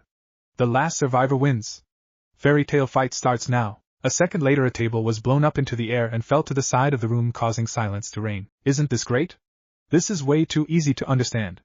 I'm revved up, Natsu grinned as he pumped his fist into the air. Natsu, you're always up for a good time, aren't you? I kind of like that, Laxus smirked in amusement. Natsu Makarov trailed off as the Fire Dragon Slayer stepped up to his side. This is a festival, right, old man? Let's go. Natsu was about to launch himself at Laxus when Itachi placed a hand on his shoulder. Your strength of will is admirable, however in this type of situation the best way to defeat an enemy is to remove their advantage from the battlefield first, namely the hostages, Itachi told him. He's right, Makarov nodded as he looked over the 7 petrified girls. If you want to free these lovely ladies, you'll have to defeat us first, Evergreen explained. There are 4 of us, and about 100 of you. We're at a disadvantage, she laughed at her own words. The time limit is 3 hours. If you cannot defeat us before that time is up, then these girls will be reduced to sand. Thank you for informing me. Itachi bowed his head in acknowledgement, and raised it back up to reveal his eternal Mangekyo Sharingan. Amaterasu, black flames exploded from his eyes and engulfed Evergreen, making her scream. Laxus saved her by turning his body into yellow lightning and quickly disappeared in a burst of speed along with Freed and Bixlo. He's fast, Naruto growled out. I can sense them. They're outside and they're splitting up. Probably heading for each corner of the town, Itachi added. He's gone? Hide and seek with the whole damn village to play in. Damn that Laxus. Why, that absolute moron! I've got to save Nachon and the others. Elfman roared as he barged through the main door and ran out of the room with most of the guild following close behind. Damn those assholes! Capture Laxus! Hell, I'm gonna smash him to pieces! How dare he look down on us! Biska, I will save you, no matter what, Alzak promised and left with the rest. Damn him, I'll put him in his place. That damn brat! Makarov roared in outrage as he followed the crowd only to run right into an invisible wall. What are you playing at, old man? Gray asked him. What is this? I cannot go any further. There is an invisible wall, Makarov strained as he pushed against it. What's wrong with you, at a time like this? I'm not seeing any invisible wall, Gray responded as he tried to pull the old master through the doorway, even resorting to lifting him off the ground and trying to drag him through. There's a seal in the air above you, Itachi spoke up as a series of purple runes hung in the doorway above them. Is this Freed's enchantment? Makarov mused. Enchantment? Gray asked. A form of barrier, Makarov explained. It's a form of magic placed upon a location, designed to trap those who stray within its borders. It must be inscribed in these runes all around the building. Those who stray within the enchantment are placed under certain rules, and without following them, escape is impossible. Look, rule, those above the age of 80, and our stone statues, may not pass. What the hell is with this magic? It's like some kids saying because I said so, and it actually works. Gray exclaimed. That is a very dangerous ability, Itachi mused. It takes time to inscribe an enchantment like this. As such, it is practically useless in ordinary combat, but incredibly effective as a trap, Makarov continued. So what, because of this magic, you won't be able to get out of here? Can't you just destroy it? I mean, come on. Gray gritted out. An enchantment's rules are absolute, Makarov responded. And this one encompasses both age and substance. Damn you, Freed, when did you become this powerful? In other words, he never intended to let you take part in this from the start, Gray mused darkly and turned away. Well, I guess we'll just have to give it our best shot. Why is it affecting me? Natsu shouted angrily as he banged on the invisible wall. Me too, Naruto growled out as he punched it. I really hate barriers. Are you over 80, Natsu? Makarov asked incredulously. Of course not. Natsu yelled back as he continued to punch at the invisible wall. It must be affecting you because of the Kyuubi, Itachi mused as he looked over at Naruto. Damn it, Naruto gritted out and stepped back. Well then, if I can't go through it, I'll just have to go around it. He bit his thumb and formed a series of hand seals. Kuchios no Jutsu. He slammed his hand down on the ground and Gamakichi appeared in an explosion of smoke. Yo bro, Gamakichi greeted. What's going on? Long story short, there's a civil war going on, and I'm trapped inside a barrier that I can't get out of. Can you reverse summon me to Myobokuzen and then back to Earthland? Anywhere in the town would do, Naruto asked. Sure, Gamakichi nodded. It's not like we haven't done it before. He disappeared a moment later in a poof of smoke. I'll see you guys on the outside. Naruto waved at them before he too disappeared in a poof of smoke. Itachi, Gray, Makarov spoke up. Go after Laxus and end this before it gets any worse. Right, Gray acknowledged. Itachi nodded and the two turned to leave. I'm not gonna show any mercy just because he's your grandson, Gray said clearly as they left. We're taking Laxus down. We should split up, Itachi suggested. We'll cover more ground faster. Yeah, Gray agreed and the two split apart, heading in opposite directions through the city. Earthland, Magnolia/Ocean. Gyakukuchios no Jutsu. Gamakichi bellowed as Naruto appeared in an explosion of smoke. After returning to Myobokuzen, he had then used one of the water passages to travel to Earthland in order to reverse summon Naruto. The easiest water passage to access was the ocean behind the Fairy Tail Guild itself, which was where Gamakichi had summoned the blonde sage. Thanks Gamakichi, Naruto nodded. Anytime bro, Gamakichi responded. So you've finally arrived, a new voice spoke as a figure landed on the water in front of them. Who are you? Naruto questioned and then narrowed his eyes when he saw what she was wearing. It was a black cloak with red clouds emblazoned on it. Akatsuki? Laxus certainly played his role well. The newcomer was a girl with orange hair. She looked about 16 and had numerous black piercings on her face along with two gray eyes with circles around the pupils. Kuchios no Jutsu, she whispered and slapped her hand down on the water. A moment late 5 different people, all with the same hair, piercings and eyes appeared at her side. 6 people with the same eyes, Naruto thought as he clenched his fists at his side. This is pain, bro? Gamakichi asked. Head on back to Myobokuzen and tell Fukasaku-sensei and Shimabuken that pain is here in Earthland. I might have to summon them for this, Naruto told him. Right, Gamakichi nodded and disappeared in a poof of smoke. Surrender the Kyuubi and I will make your death as painless as possible. Resist and I will take you by force, Pain demanded. You want the Kyuubi? Come and get it then, Naruto snarled as his uncovered Sharingan quickly shifted into its Mangekyo form. What if Naruto was Uchiha Sharingan in Fairy Tail? And thanks for watching my video till the end. If you enjoyed this content, then do consider subscribing to my channel, and leave a like if you guys need the next part. Comment down and thanks for watching the video and see you guys in the next video.